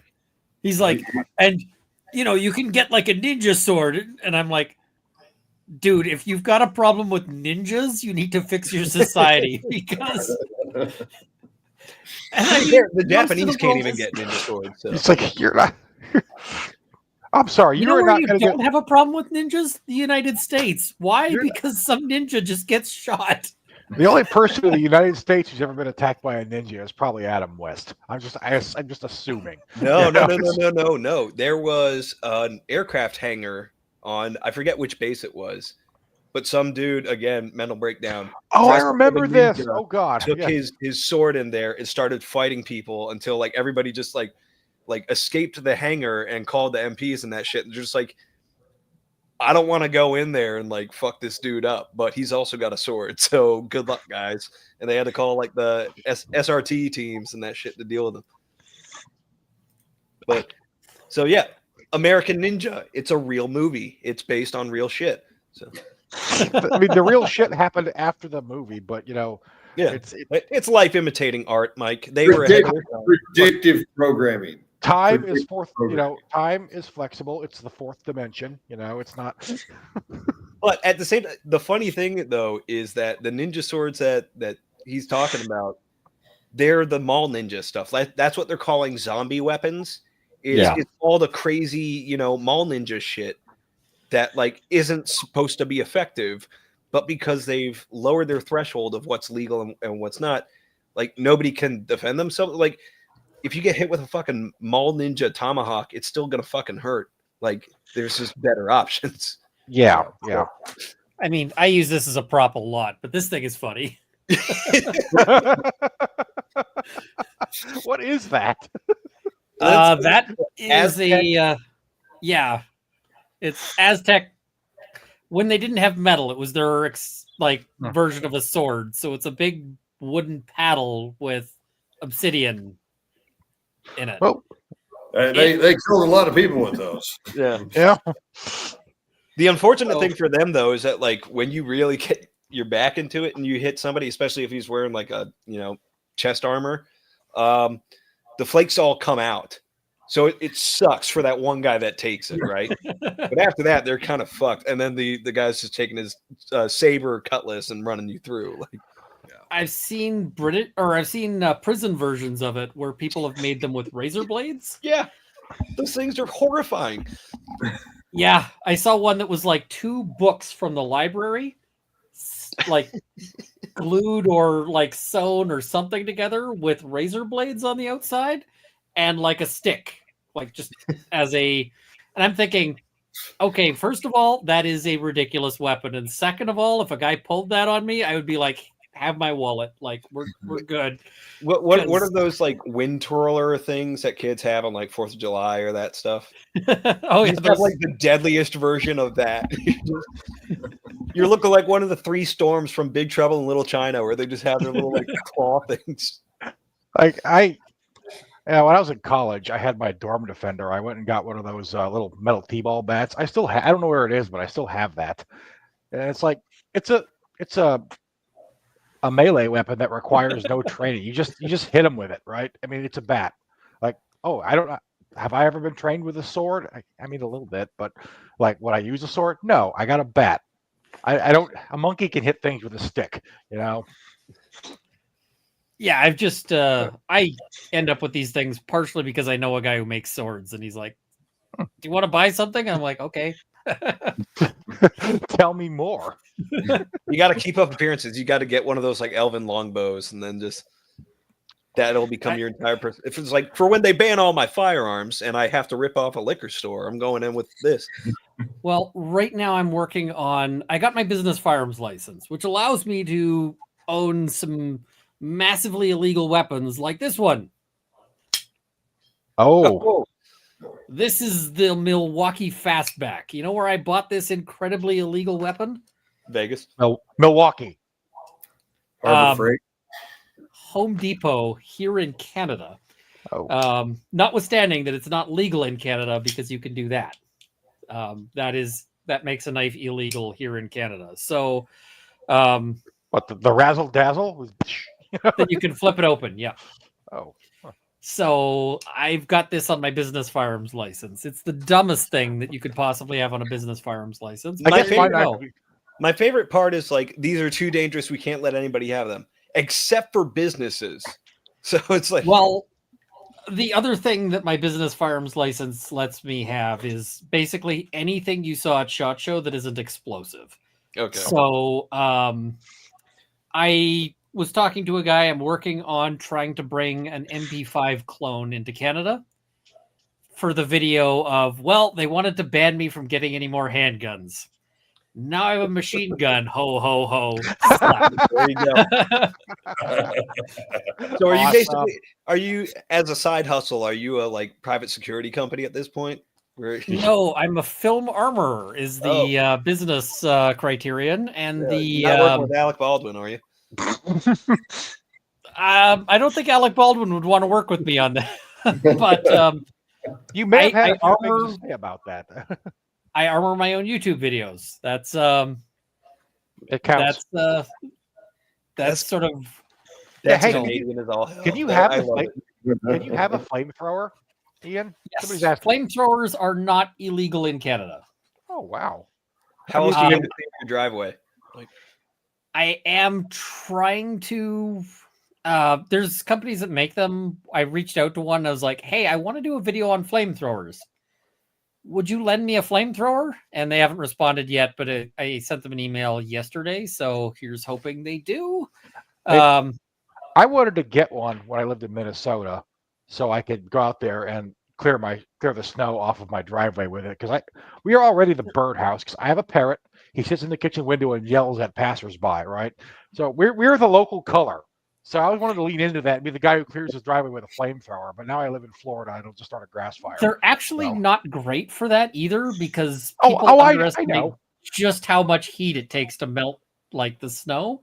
Oh, I know. But But it's an excuse because it would have been weird if it was like, yeah, in Minnesota I wanted a flamethrower. It's like I want one in every state. Like, well, I don't don't want to start a grass fire though. So they found out to LA. We there's also a case I'm aware of where a guy did exactly that with the flamethrower and like cleared his walkway with it. They tried to charge him with a bunch of things. They couldn't charge him with a bunch of things. And so that was kind of the initial case, is that they wanted to go after him. And they're like, well, ultimately it's legal because he didn't endanger anyone with the flamethrower. He was really careful to make sure no one walked into his flames. So we can't charge him for that. But he ended up getting sued.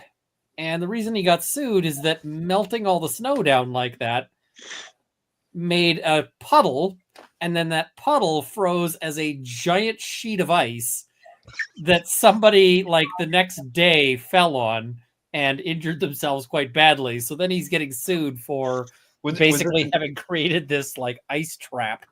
Was this in Canada or in the United States? In Canada. Okay. How did they slip on the ice? Don't you guys walk around with skates anyways? Like crampons? Like I my played get home bag like, actually does have some rudiment, like these little rubber like slip-on crampons.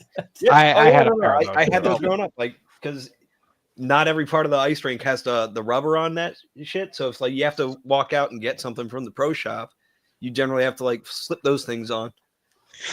Yeah, they're useful. I had a pair I still have them somewhere, but they would come in handy in our little town of Minnesota I lived in the winter because it'd get icy. It's we'd actually take the dog out on the frozen lake and let her run around. So, and I mean, I'm a lawyer. Sometimes I'm stuck in dress shoes, and it's like if I want to walk in snow and ice in this, I at least want to have the, I at least want to have the ability to not fall on my face. So, yeah. So that's why you have the flamethrower just out in front, just clearing your way. I feel like that might attract a little bit of attention. what? Might attract business too. You never know. You gotta like put branding on the side. Just be like, all because I'm out here with a flamethrower. The cops could come hassle me. That's no. He just has to have the sign that says like, I can do this because I know the law. Inquire within. Like. How is this legal? Ask me how. Yeah. Ask me for $40 an hour. That's kind of the video I want to make is like, hey, we ruined it. We spoiled it for everybody. Well, I mean, the other thing I was sad about is I used to have a boombox in my. This is a boombox I've owned since the 80s, like literally ancient. And I got rid of it because it was huge, like this giant thing.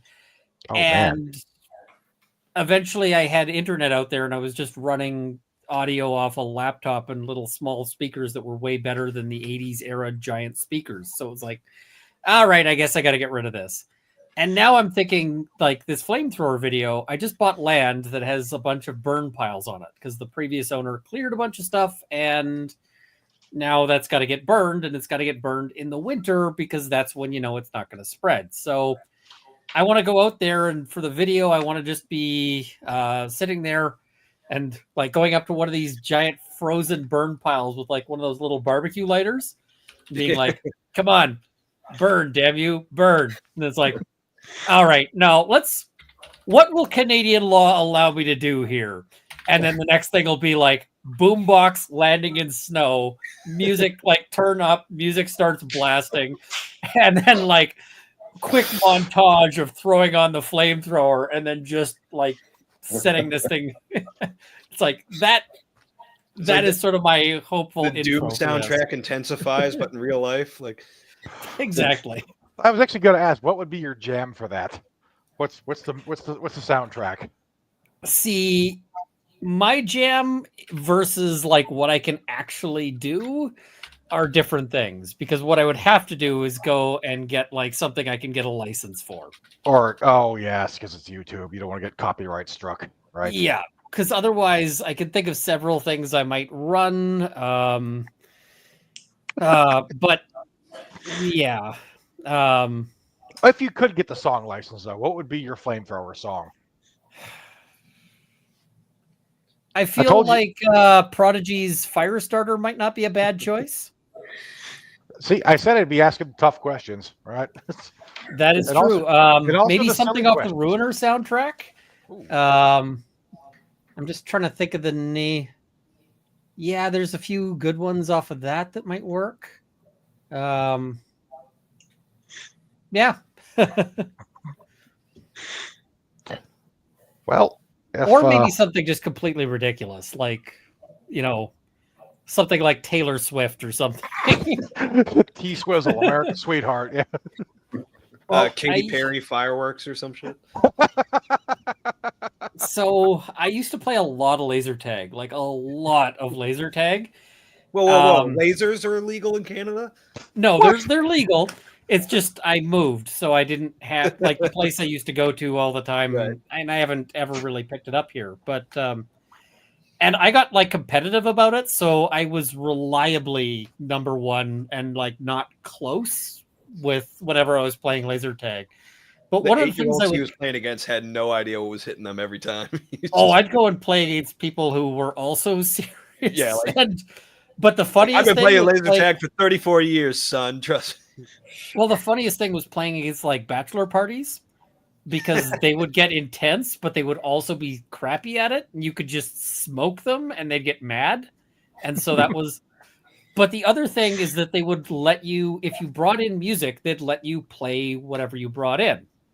And so sometimes people would bring in stuff, and they'd bring in like Metallica and whatever else. And I would bring in things that were like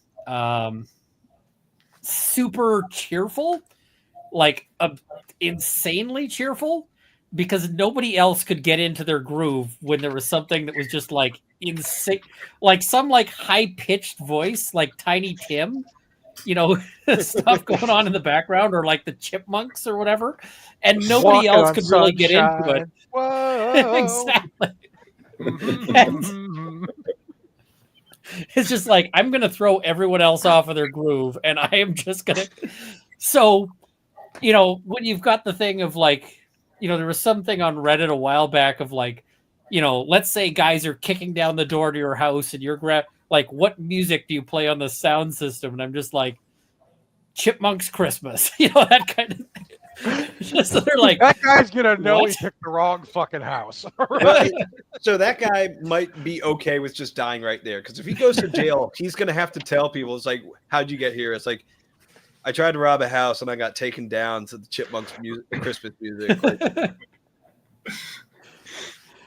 and the thing is like, all right, what is, it's one thing if you've got like Ride of the Valkyrie starts up, you're like, okay, sure, like whatever. But if it's something just like completely bizarre, it's like, I don't know what to do with this. like the theme song to like L.A. Law or something. And it's just like, why is all this saxophone shit playing? See, when we'll do force on force for CQC classes, we'll crank like Mick Gordon Doom music. Yeah. But there, the idea is to up the stress level for the student. So, And also get the instructors in the groove, right? yeah. Well, sometimes we want the role players to get the groove notched back down a little bit. Now, hey, just throw on something like Murder on the Dance Floor by Sophie Ellis Bextor. Just like, something really to have them like, what? Or you can play like a lot of like the new metal bands from like the mid 2000s, where it's like the lyrics are like trying to really go hard, but like the sound itself is kind of soft. You're just like, what the fuck? Actually, come to think of it, I just thought of this, Ian. I don't know exactly where in Canada you are, but Pete's in Montana, and that borders Canada, so you should go down and train at his gun school. Hey, I'd be down. It's I will warn you, I suck. You didn't even get shot. Well, I get this weird thing that happens where I go out to I'll go out to some like shooting event that I've never been at before, like a brutality event or something, and somebody will recognize me and they'll be like, "You're that gun guy on YouTube," and I'm like, "Yes." They're like, "You're gonna kick our asses," and I'm like, "No, it's the other thing." I'm the firearm lawyer on YouTube.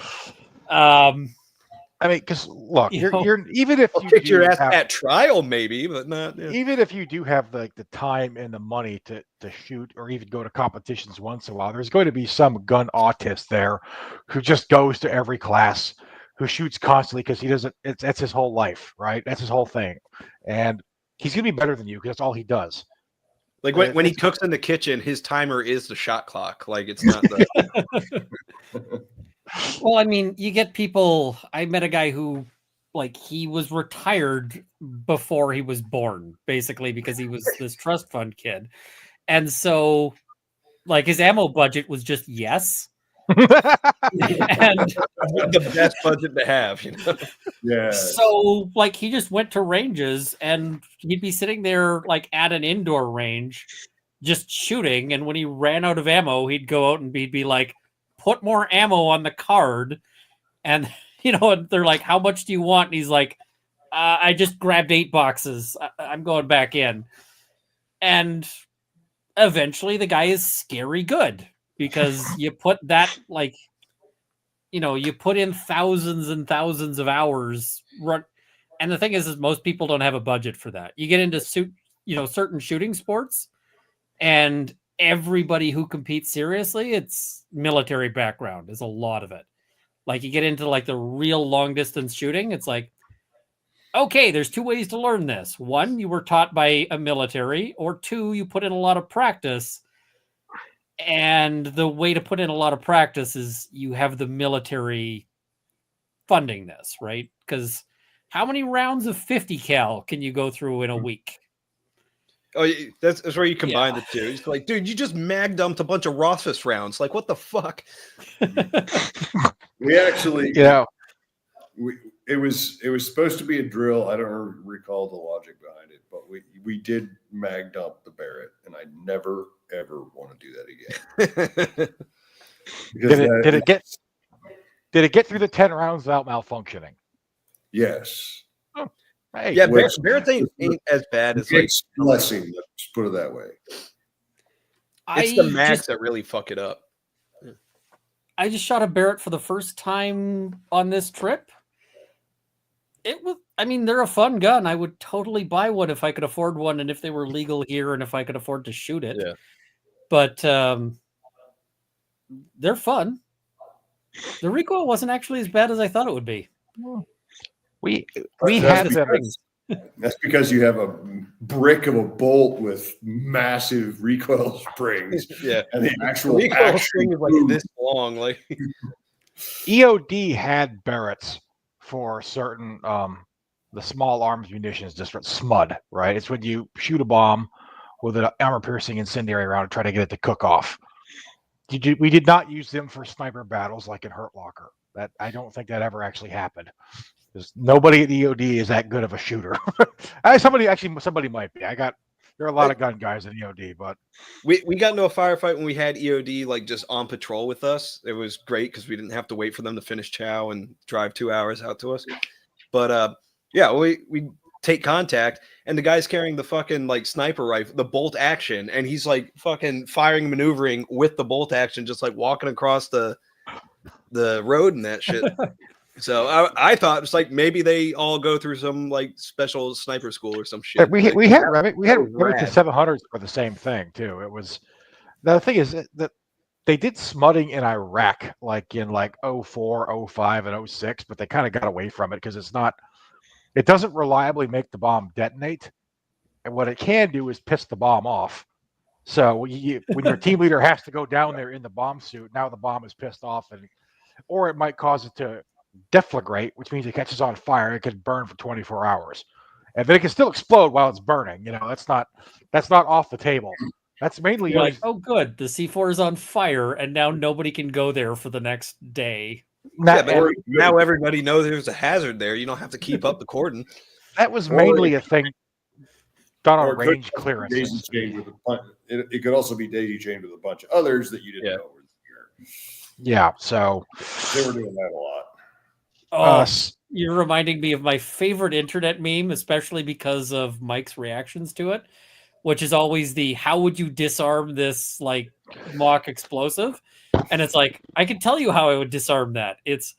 I'm going to back away very slowly, possibly putting my phone into like airplane mode if I can, get as far from it as possible, and then get somebody else to do it. Like those are always funny too, because it's obviously not a functioning device of it in all these memes, or there's some obvious thing, but it just goes off the edge of the thing, so you have no idea what it's connected to. And like, there are a lot of dead men out there who thought they could outsmart the bomb.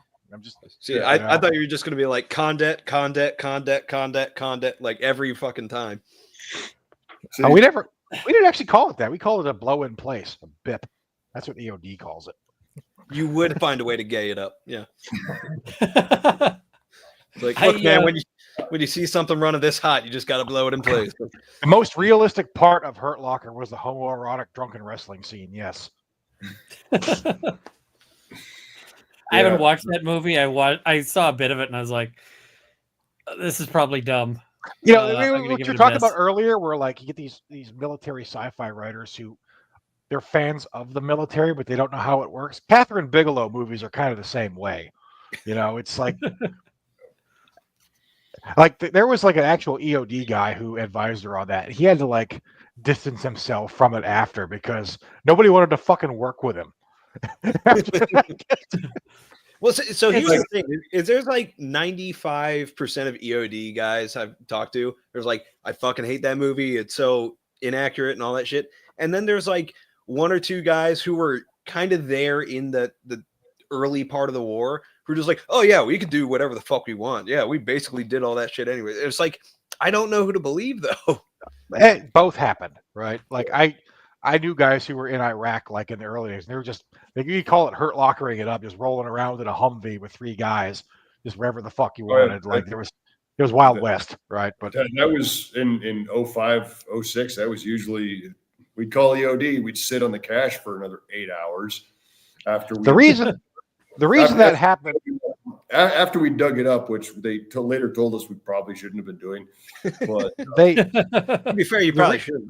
The reason you had to wait long, I mean, it wasn't just so we could finish our glow up routine, and have chow, take a nap. I mean, that was built into it, but it was also because they didn't have anywhere near enough EOD teams, and there was a queue. Yeah, those guys were running their asses all over Anbar. That wasn't. I don't know when those guys ever got any sleep. Like when we called them, they'd be like, "Hey, you're gonna have to sit there because it's nap time, baby." Like when I was in Afghanistan in 2011, we had enough guys on the ground where we didn't have terrible wait times. Most of the time, we'd be ready to go in like 10 minutes, right? Because I checked out the truck every morning. Everything was staged. We were ready to go. But we'd have to wait for security because we weren't allowed to leave by ourselves. There was no hurt lockering allowed. We had to have a minimum of like a 4-vehicle convoy. So the Army had to escort us. And, and then they had to find guys and they had to find trucks and you needed babysitters. Yes. Like I say, you mean chaperones? In 05, 06, those guys were seriously like 2 or 3 dudes in one Humvee by themselves. And it's like, hey guys, sorry it took so long to get here, but we were blowing up all the stuff Charlie Company found all day. Yeah. It's not the going out in one truck that I don't believe. It's going out in town in your boots and utes and a black hoodie with an M9 in your belt to go hunt down some dude. And then when you come back, you just walk in through the front gate and you get in without showing with your cat card, because you say that there's a whorehouse out in town in Baghdad. And the guy's just like, oh, that's information I can trade out. Like, what the who is going out to whorehouses in Baghdad? We called that the base in Baghdad because that's where all the wooks were. Like, you might have to. We have a lot of new viewers for this. You might have to translate what a wook is. Wook is a female marine, as in like Wookiee monster, WM, so woman marine. Oh, is and that also, where? I'm not saying there's a resemblance, but there's a reason everybody paid for a stripper to marry them rather than a female marine who totally. I thought it was because they didn't shave out in the desert, and that's why they got hairy. That's what I thought. That's what I thought. There are multiple reasons for that. It's a very in-depth. It's a termception. Like there's layers to it. Yeah. It's a layered joke, and then the fat electrician throws it out in the middle of the video. Oh man, he did a video on John Baslone, right? Well, John Baslone famously married a female cook on his base who she was also a Marine before he went out to Iwo Jima. And so he drops this knowledge in the video, and then immediately there's a clip from Star Wars Episode 1 of, or not, Episode 2 of Yoda just being like, good relation with the Wookiees, have I? It threw me for a fucking loop. I had to show Pete. Oh, God. Oh. That's just too much. No, there are plenty of decent women Marines. But a lot of my friends married some. They're fine, but they're fine to the point they can take a fucking joke. And so, guess what? They're gonna get called wooks for a while. Fat Electrician's a solid dude. I ran into him at the Gundies there because we were both nominated for the same award. Oh yeah, and he should have won it. But I won it because my fans are very dedicated.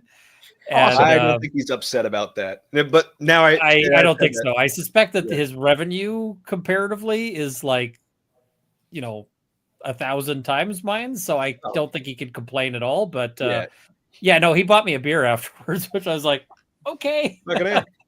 He's launched so many careers of like reaction video guys who like watch his content about like history and that stuff and react to it.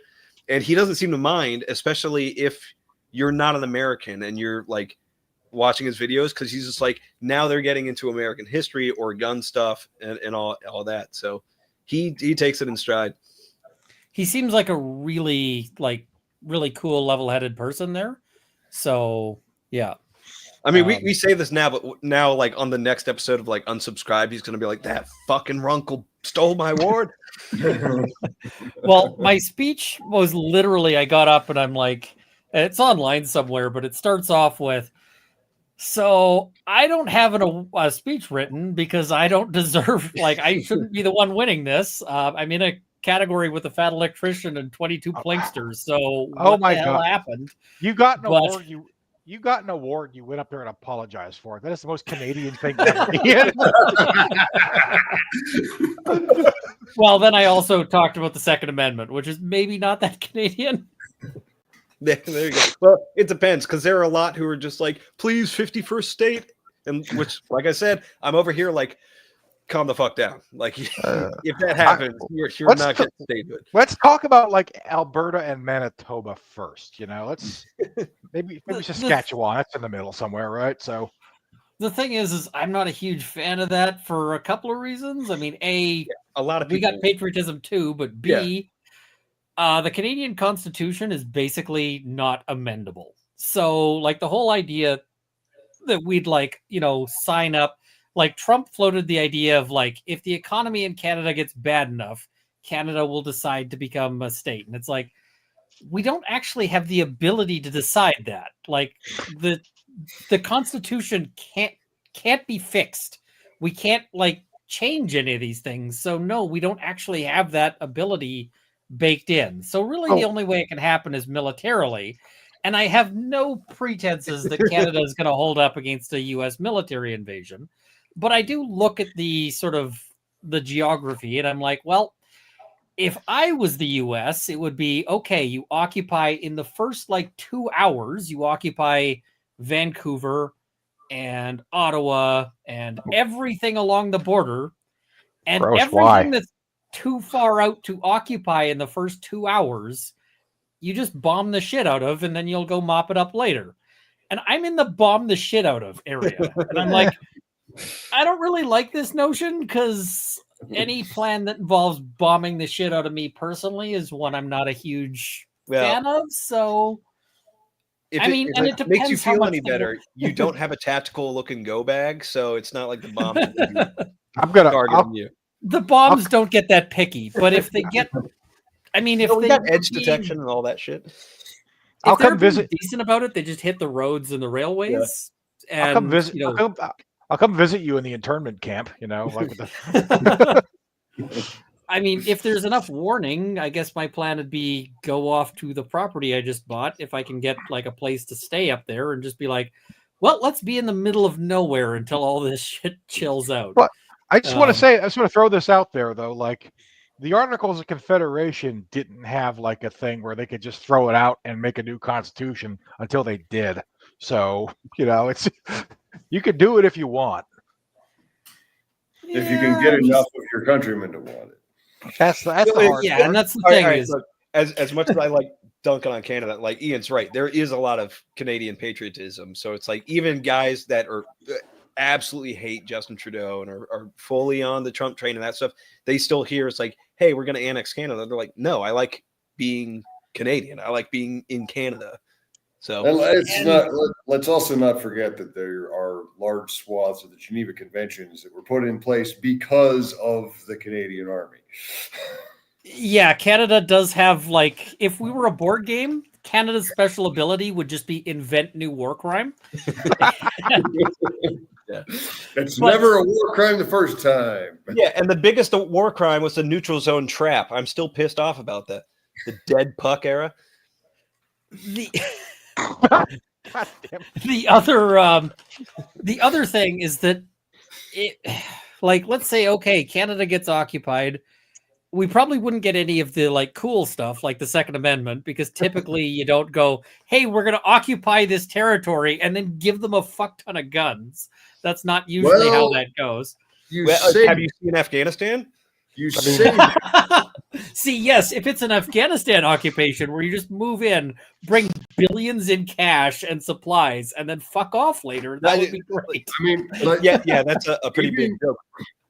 Even in 0506, regular Iraqis were allowed to have an AK-47 or AK-74 and 3 loaded magazines in their houses. Like fully automatic, like better than what we could legally have without jumping through a whole ton of hoops and spending as much money as a house back in the States. I could get behind, but See, what would probably happen though is it'd be like a compact of free association thing where they would still, like, they're in a U.S. territory and U.S. citizens, but they still have local governance, and not all. The Constitution isn't necessarily applied. So you'd still have your terrible gun laws, but you'd be a U.S. citizen. So I don't know. I mean, that's what it's like in the Virgin Islands and places like that. So yes, but at the same time, you can still bring civil rights cases from overseas territories to the Supreme Court, and making a Second Amendment case, you could argue that applies to U.S. citizens, not U.S. jurisdictions, right? Because that's a limit on government power. So if only we knew a Canadian lawyer who, once we occupy Canada, could fight for that. I'm just saying, Runkle Terryism is still on the table. You just got to want it. Fair. The other thing is that there's two real divergent possibilities. Possibility one is that American culture is fairly similar to Canadian culture in a lot of ways.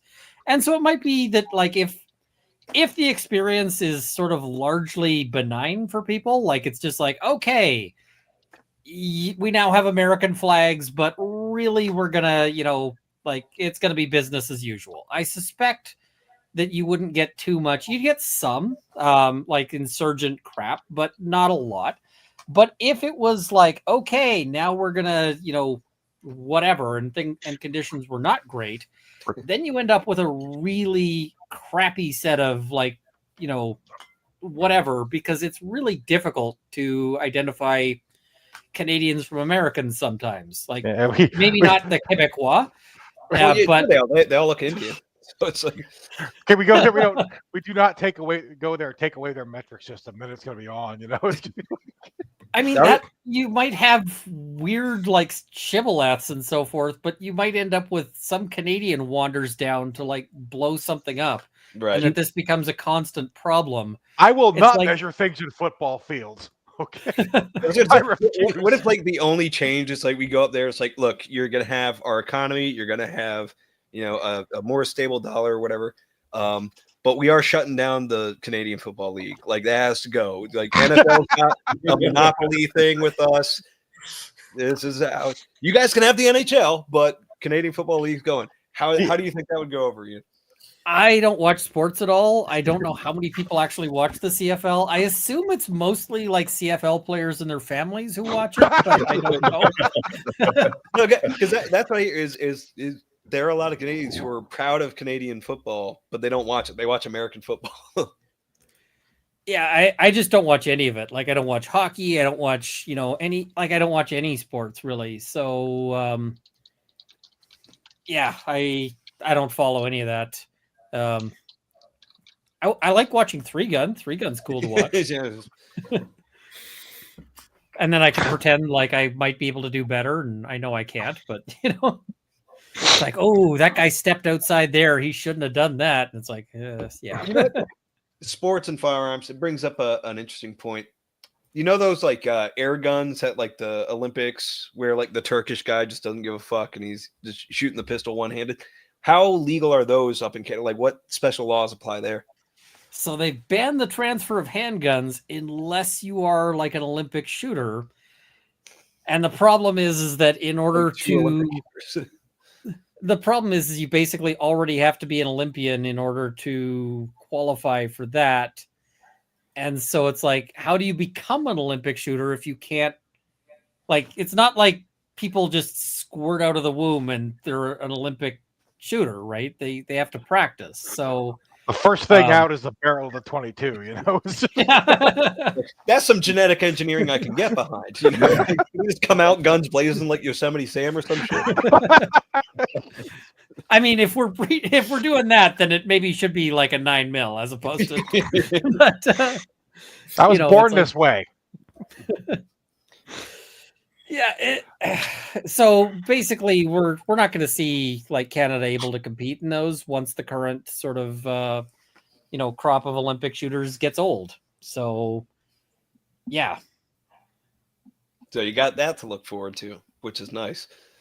Well, I'm hoping that we'll see a government change, although quite honestly, Trump may be the biggest factor that prevents it. So we'll see. But didn't Pierre, I have no idea what his last name is, like he came pushed back against it as well. Like Poilievre, yeah.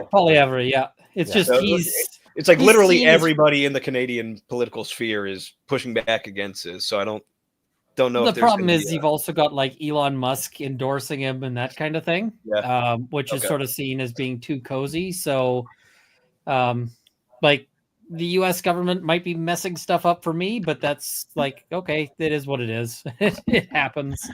That's the breaks. Every country, yeah. Yeah, sorry, man. The U.S. government messes things up for us all the time. Yeah, that is fair. Yeah, it just is what it is, right? So now I also like if I was in charge, I'd be willing to do shipments of weapons and cash to moderate Canadians such as yourself. So we start arming them.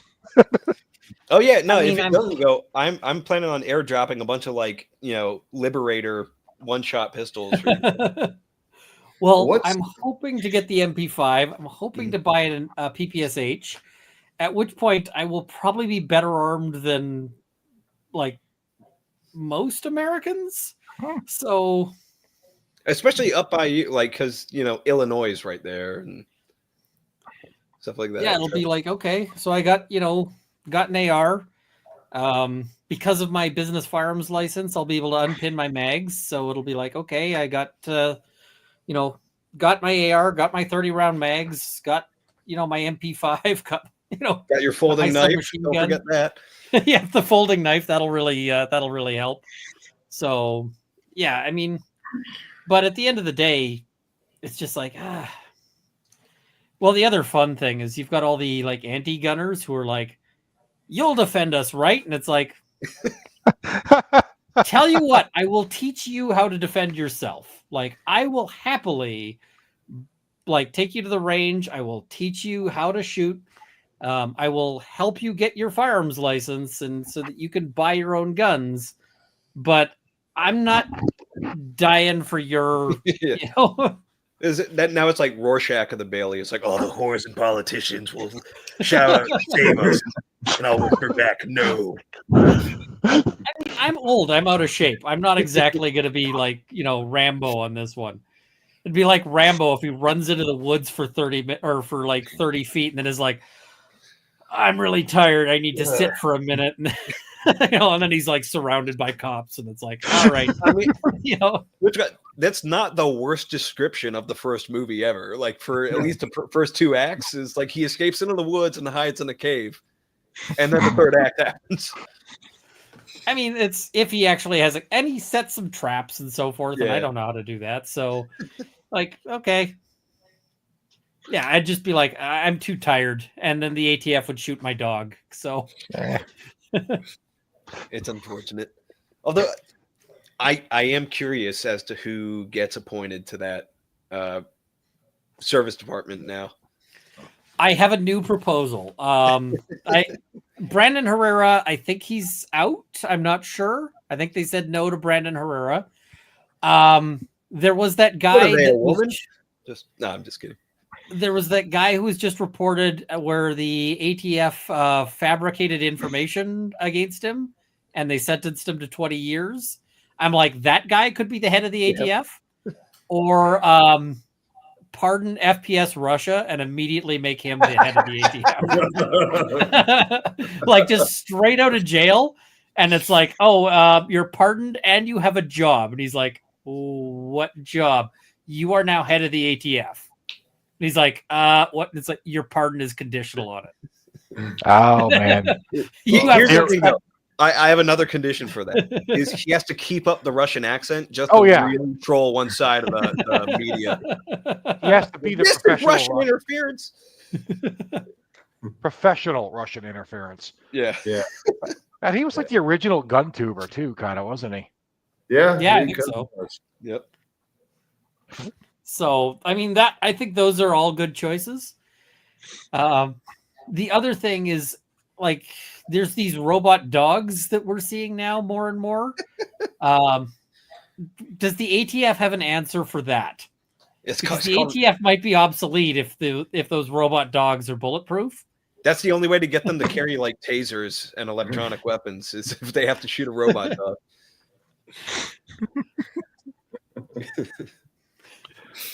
Oh, Like, God. That's how we get the EMP guns. It's just like, some ATF research department is just like, how do we get rid of these robots? And then we like subvert Skynet just by that.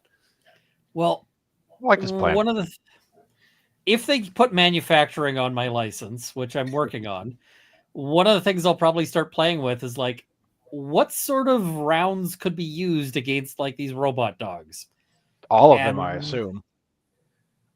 I don't know. I mean, a lot of these things are built for like going into houses and so forth. Like they build these things that are designed to be shot at and to continue going. So I'm like, so I found myself thinking about and like what kind of things could the average person improvise to shoot a robot dog? Because the question is really, I'm a big believer in like the Orwell principle of Orwell talks about democratic weapons.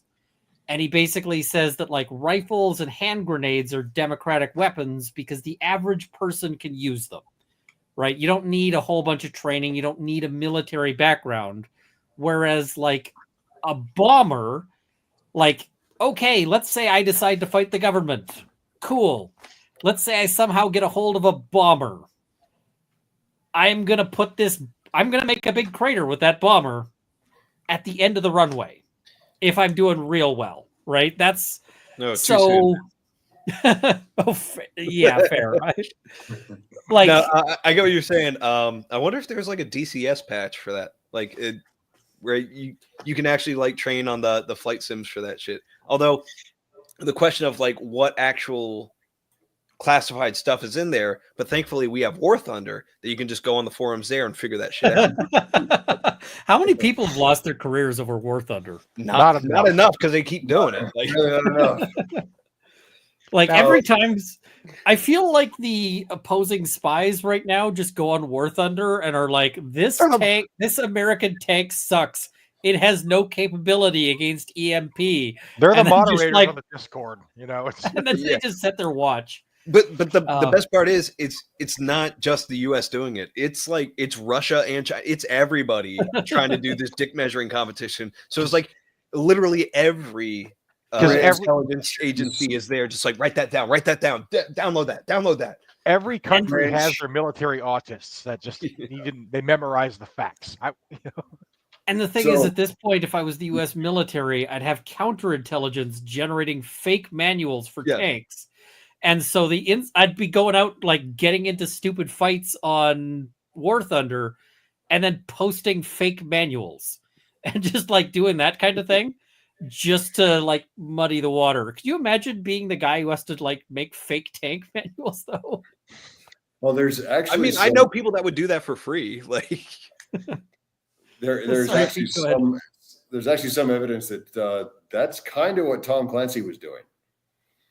That a lot of the details he put in a lot of his books were just wrong enough to send the Soviets down the wrong path. And one of the indicators to point to this is an old retired Navy friend of mine pointed out. How many first-time authors get a novel deal from Naval Institute Press?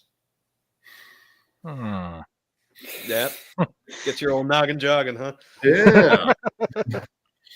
So back to your democratic weapons, Ian. Are you familiar with Wild Arms research? Are they the people doing, like little improvised missiles and so forth. The Panzerfaust, Yeah, Fliegerfaust, the flare launcher from Commando. Yeah. they are one of the coolest things out there, and I so want to like do something with them at some point. I want But to buy stock in them. the thing I've been playing with the idea of is something similar to the old like the old Hesh rounds, but with like thermite. So something that's designed to be like a plasticized thermite to like stick onto something and burn. And be like, would that defeat like a robot dog or whatever else? Problem is, I don't have a budget for testing robot dogs, so Yeah, I mean that kind of sounds like you're at your most basic. It's a Molotov cocktail. yeah. Which Canada has as experience opposed to with. Now, I will say, I have some firsthand experience with battlefield robotics. I carried a robot on my back across a good chunk of Afghanistan. I don't know if there's much different now, but there are some pretty serious weight restrictions on them. So most of them are just made out of plastic and aluminum. So I don't think defeating them, like the other robot dogs, I think a shotgun would probably work just fine, to be honest. I've seen videos of the Chinese. They got like belt-fed machine guns mounted on top of them. It's supposed to be like, well, it's one of the propaganda videos, right? You see it fire. This thing is just rattling. Like there is no way this is hitting anything. What pisses me off is it's not as high quality as like the really shitty ISIS propaganda videos that they used to be made, where they would like choreograph stuff together and then speed it up during their diss and ass stuff. So it's like we know this is sped up, like that's not impressive, but to the rest of the world, it's like, wow, he did that super fast. And it's like, if you've seen YouTube gun moto videos for long enough, you recognize it when they speed the camera. Like, why is that magazine accelerating that much? But it just But like the choreographed monkey bar stuff and like the kung fu routines and that shit, that's better than just like, hey, look at our robot with a M60 thrown on it.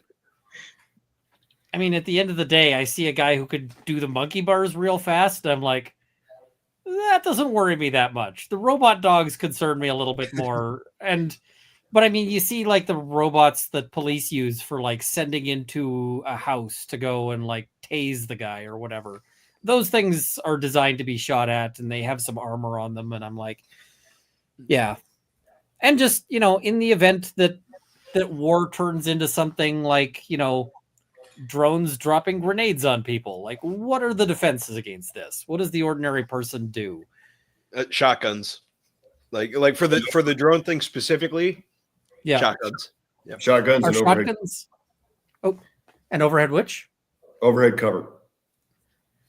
Yeah. Are shotguns going to be back? Are they starting to do like more shotgun training and so forth with militaries? They should. I'm not going to say that they are. I know some militaries are starting to issue shotguns specifically for this purpose. Like the French just bought a bunch. Like you'd think maybe they should set up like skeet ranges. Everybody froze, and that would be good training for that. I don't know to the extent they're doing it, but I know some armies are looking into it. Now, this is only going to work against a certain class of drones, but those drones have been killing a lot of people in Ukraine, so it's a real concern. Yeah. Well, and obviously, too, it's because those kind of drones, the FPVs that are like commercial grade or consumer grade, is because they're the cheapest to field in large number. Now, yeah, you're still going to have to worry about the fucking Predator. Like, a Hellfire missile, there's not really a defense against. At least not one that any of us can afford. So, the defense is stand next to somebody important at all times. Important to the side that is going to be shooting the Hellfires. I do wonder about the small drones is, I don't think the Russians or the Ukrainians have good electronic warfare for shit, because these things, maybe some, because now some of them are running with, they got like 5 miles of fiber optics maybe fiber optic, but also like speaker wire. So they're going wired control like a TOW missile because. All right. Calm down, Mike. They're kilometers. All right.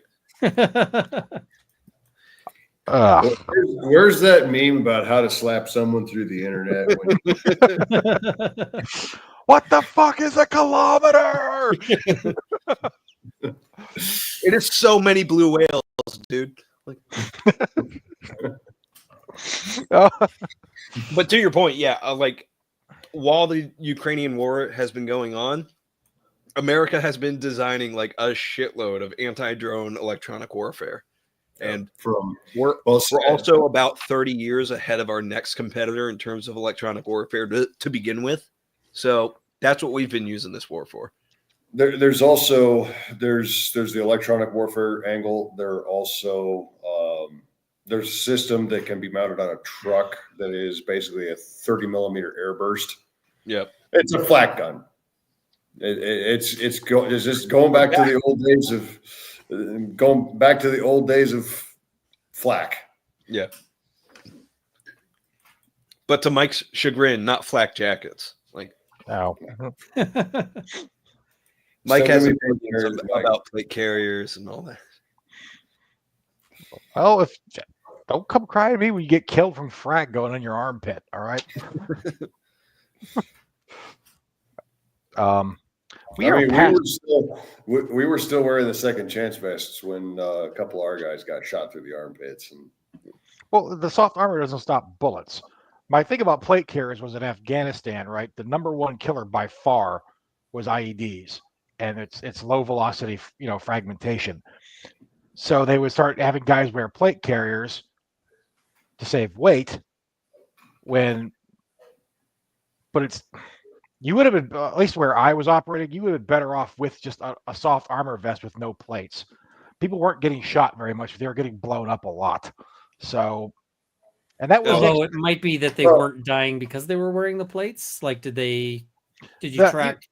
Usually I wasn't like tracking it. There weren't a lot of, by the time I got there and where I was, all the Hajis that could shoot had already been killed, right? There were some good teams there, but it was mostly just spray and pray type stuff. Man. We were over there in the same year in like one province over, and that's where they all were. It's because they were not only, so they would use IEDs to kick off a firefight, right? Not in place of one. And then when they would shoot, the reason so many guys in our unit, including myself, got hit in the leg is because they would walk the rounds on, and they knew they could hit you in the leg and possibly get a femoral rather than have to go through the armor at all. And they could also, if they aimed too high, they knew they couldn't tell where to adjust down to. So if they just walked them up, they would be able to see the dust impacts and adjust on that. They were using their sights. Not only did the Hajis have training in that, but like a lot of the guys that we went up against were Chechen snipers that were acting as mercenaries in the region. That late in the war, though. Wow. 2011, yeah. I didn't know any of those guys were still alive by then. Nope. To be honest. So Chechnya is a long story, but we must start in 1371. Like basically further back. Basically, the Russians drove a predominantly Sufi Islamic country into the arms of the Salafist jihadis. And they own that country now. Yeah. So it's going to be there's going to be turnover. There's going to be training. And is it our level of training? No.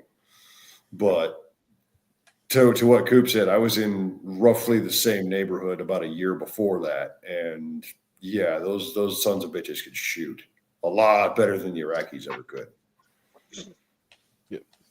And so, like to your point, you were saying like, okay, like all the people that could shoot had been dead. We had the opposite mindset. We were just like, all the dumb motherfuckers have died already. Like you're fighting the experienced, smart ones.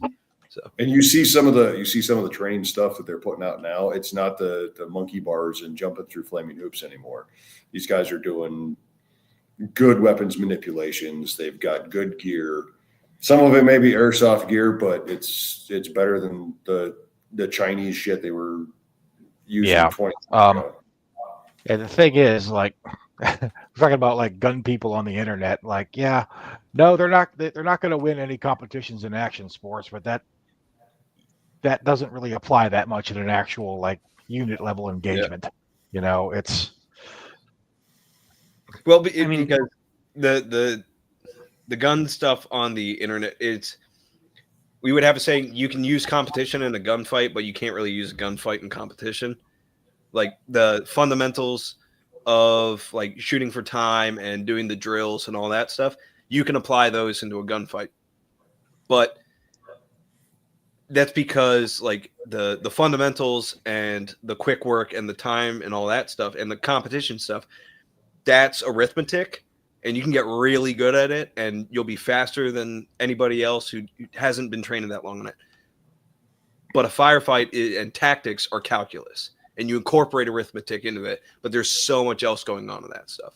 So no, they don't have to be as good as the actual YouTube competitors and that stuff, but they have to be good enough that they can implement the tactics that they're also training in. So, yeah, I've heard some people say that, like, you know, the timer is what gives you that stress and that's why it's like, I don't know that people shooting on a timer are the only people who have ever been under a time crunch in the history of the world and have a unique, like, everybody has been late for something and stuck in traffic. I don't know that that's really the military does all kinds of stress training from like your first day, right? That's why you're getting screamed at. That's why they're making you stay up for 24 hours. Right. And the timer is a stress tool. It's not the end all be all of stress tools, nor is it the only stress tool. Like, because you can take a guy that's been training in the military his entire life, but has never shot under a shot timer, and then put him under a shot timer, and he's going to be like, I had no idea I was this slow. Like, I wasn't ready. yeah, stuff like that. So it's a tool. It's not the end all be all tool though. And so there's kind of a little bit of cope in there, but it is what it is. I mean, it's just the more different types of these things that you deal with, the better. Yeah. And that's the wonderful thing sometimes with working with people who've had really like messed up upbringings, is that if you ever have stuff that goes wrong, those people can sometimes be just wonderful. Yeah. Because it's like, all right, what happened? Well, I just went and dealt with this, and they could tell you how they just went to solve the problem, and you're like, okay, cool. So problem solved. They're like, yep. It's like, so where'd you learn to do this? It's like, well, my parents tried to kill me when I was a toddler, and I got these horrible, it's like, oh, I didn't need to know that. That's horrifying, but I get why the shipment being late is not bothering you. Cool. Perspective, Guys, we are at 2.5 hours. We are having a good time on the stream, and we ran long. Yes, we did. I just wanted to, not trying to be a buzzkill. Had a great time, just letting everybody know that we are past our normal. We're past our normal time. So I don't know if Ian has something else he needed to do tonight, or. I mean, there's always stuff I need to do, although I got a video out today, so that's helpful. You're a machine. As a lawyer. Well, I didn't get anything done this week because I got the SHOT Show plague, and my wife's got that even worse than I do. So Oof. She's off sleeping, but I'm mostly recovered. But no, I mean, I've enjoyed meeting you guys, enjoyed chatting, so I got nowhere I got to be, but if you guys also are wrapping up, that's also good. Okay, I have a question. Like, who is this Janet person you keep talking about? Who is Janet? So Janet is Jeanette Braun. She styles herself as a social media lawyer. And I had no idea who she was until somebody lawyers sometimes post, interesting court filings. And somebody posted this court filing and I went, wait, what? Because she's suing for defamation, and paragraph 3 talks about her calling in a wellness check against the people she's suing. And I was like, oh, I need to know about this. So basically, she got in this internet slap fight because this client of hers, Lauren the Mortician, got accused of being transphobic for following the wrong people on Instagram. It's like, okay, whatever your take is on that, she lost her absolute mind over this. And she started like calling in, like they were filing copyright strikes. They eventually, they sent a cease and desist to one creator that was like literally unhinged. And then they also turned and made, wellness checks. And it's like, all of this is not how you deal with internet drama, right? All of this is how you make things worse. And so things keep getting worse and worse. And finally, she goes and files a defamation lawsuit against these various people. And it's just like, what are you doing? But the most recent thing is she also filed a copyright claim against a couple of the creators for using a minute out of an 8-minute TikTok video she did explaining the situation so that they could say... they even let you make TikToks that long. I thought the whole point was that they're short. TikTok now, I think, is up to 10 minutes. Yeah. They're going to turn it to YouTube. That's how YouTube used to be. So, yeah, they end up, doing this, and they get they file this copyright claim, and she just got slaughtered by the copyright board, just absolutely wrecked, because not only did they find the claims to be without merit, they also said, hey, these claims are like obviously bad and you should have known better. And also your credibility is shit. And for a lawyer to get a court finding or like a board finding that your credibility is bad is really a problem, because that can actually have professional consequences. So like where I am, if I don't know about her rules, I'll have to check later, but she's in Illinois, right? Illinois. Yeah. If I get a ruling against me from a court that says that I had poor credibility, I have to actually report that to the Law Society. Oh, Like I actually have to tell them, and they may discipline me for it. So like it's awful. No, not that. Not the discipline. The sweet discipline. Guys, I want to read her LinkedIn profile is... Can you put it up on the screen? Yeah, you guys got to see this. I don't use LinkedIn, so I never checked this. Let's see. This is right up our alley of cringe. Like we've dealt with people like this, but so about noun, lightning in a bottle. I hate this already. Like it's, I'm gonna mute my microphone here, okay? yeah. So I feel like I'm not gonna read all the way through it, but just look at this on the screen. This is, that is a moment of creative brilliance. That's what the. She actually trademarked that phrase. Really? Yeah. But she's putting it as a definition, which would mean like it's the most generic shit possible. She trademarked lightning in a bottle, I think, with respect to you can see she's got the trademark sign on it with her LinkedIn there. Who does she think with she is? respect to James legal Workshop? services. Wait. So she got all this started because she was representing somebody that they claimed was transphobic? Yeah. And so then they started launching, what do you call it? Copyright strikes and various other, as a means to try to suppress criticism. Uh-huh. And the thing is that doesn't suppress criticism. It's like, Present effect, right? Exactly. She just made it so much worse. And yeah. Oof. But wow. Well, she seems like a very stable person. And I'm sure her credibility is great, and there's no court findings otherwise. How did you?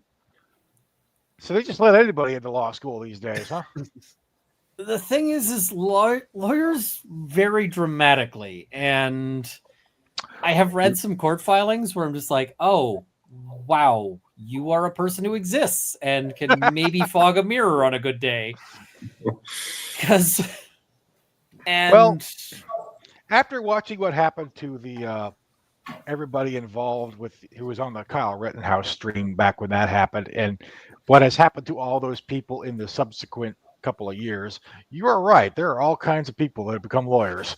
The thing is, most of those people have had just like perfectly fine, like they just go about their business and everything is fine, right? I don't think, but at least like, I don't know, Nick's issue, he got into substances. I hope he gets out, because some other people got a little drama-y. That's fine. I avoid drama, so I just kind of avoid that level of things. And he says after he brings up the Jeanette stuff like that. Oh, I asked. That was on me. That was on me. So I was curious, though, because it's a lot of. I saw a couple tweets about it. I was like, "There's a story here," and the story was great. You found her LinkedIn, and that was great. That was the best part of my day so far. She lightning in a bottle. Like, yeah. It's one of those hard things to where you just have to describe like take a deep breath every time you bring it up. Like, all right, we're talking about this again. Well, I've just been waiting for this. The main case, like the defamation case, the judge said that there would be a decision on the motion to dismiss in September. And you'll notice it's not September anymore. It's now January, and we still don't have that decision. It's like, I've been waiting for this because I expect this judge is going to punt it. But we got to see, right? And so I'm like, I want to know what's going on. Yeah. But this copyright board, I mean, if I'm them, I am absolutely, like, if I'm the side that's getting sued over the defamation, I'm mining that decision for some good quotes, and it's going into every filing I use now. So, well, yeah, because it's like, how many opportunities do you get to actually like test the free use thing? Because the copyright in them using the clip in their videos and things like that.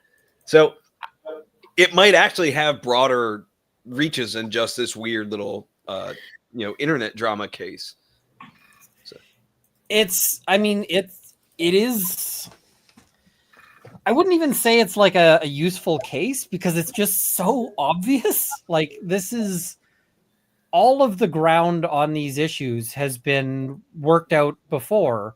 So this is just, this is kind of like you've just invented the phalanx in military technology. Like, okay, cool.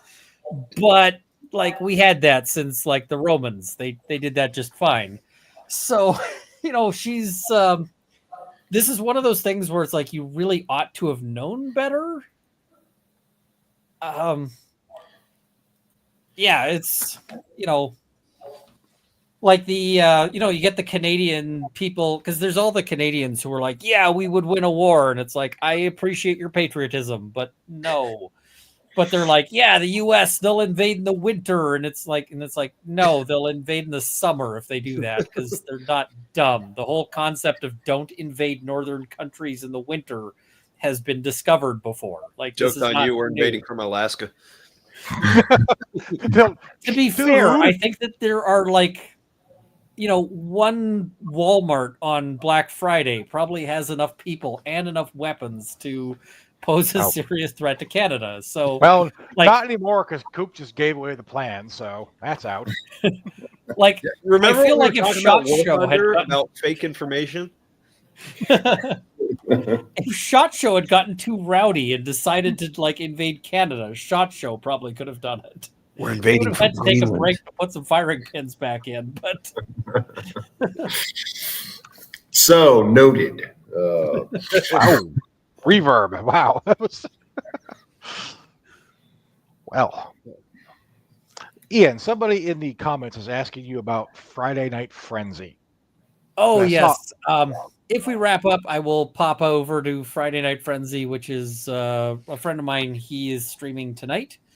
So I think he's talking about Karen Reed. So yeah, I think that's what they're asking is, am I going to make it over there? Oh, we probably shouldn't hold you back then. Yeah. All right.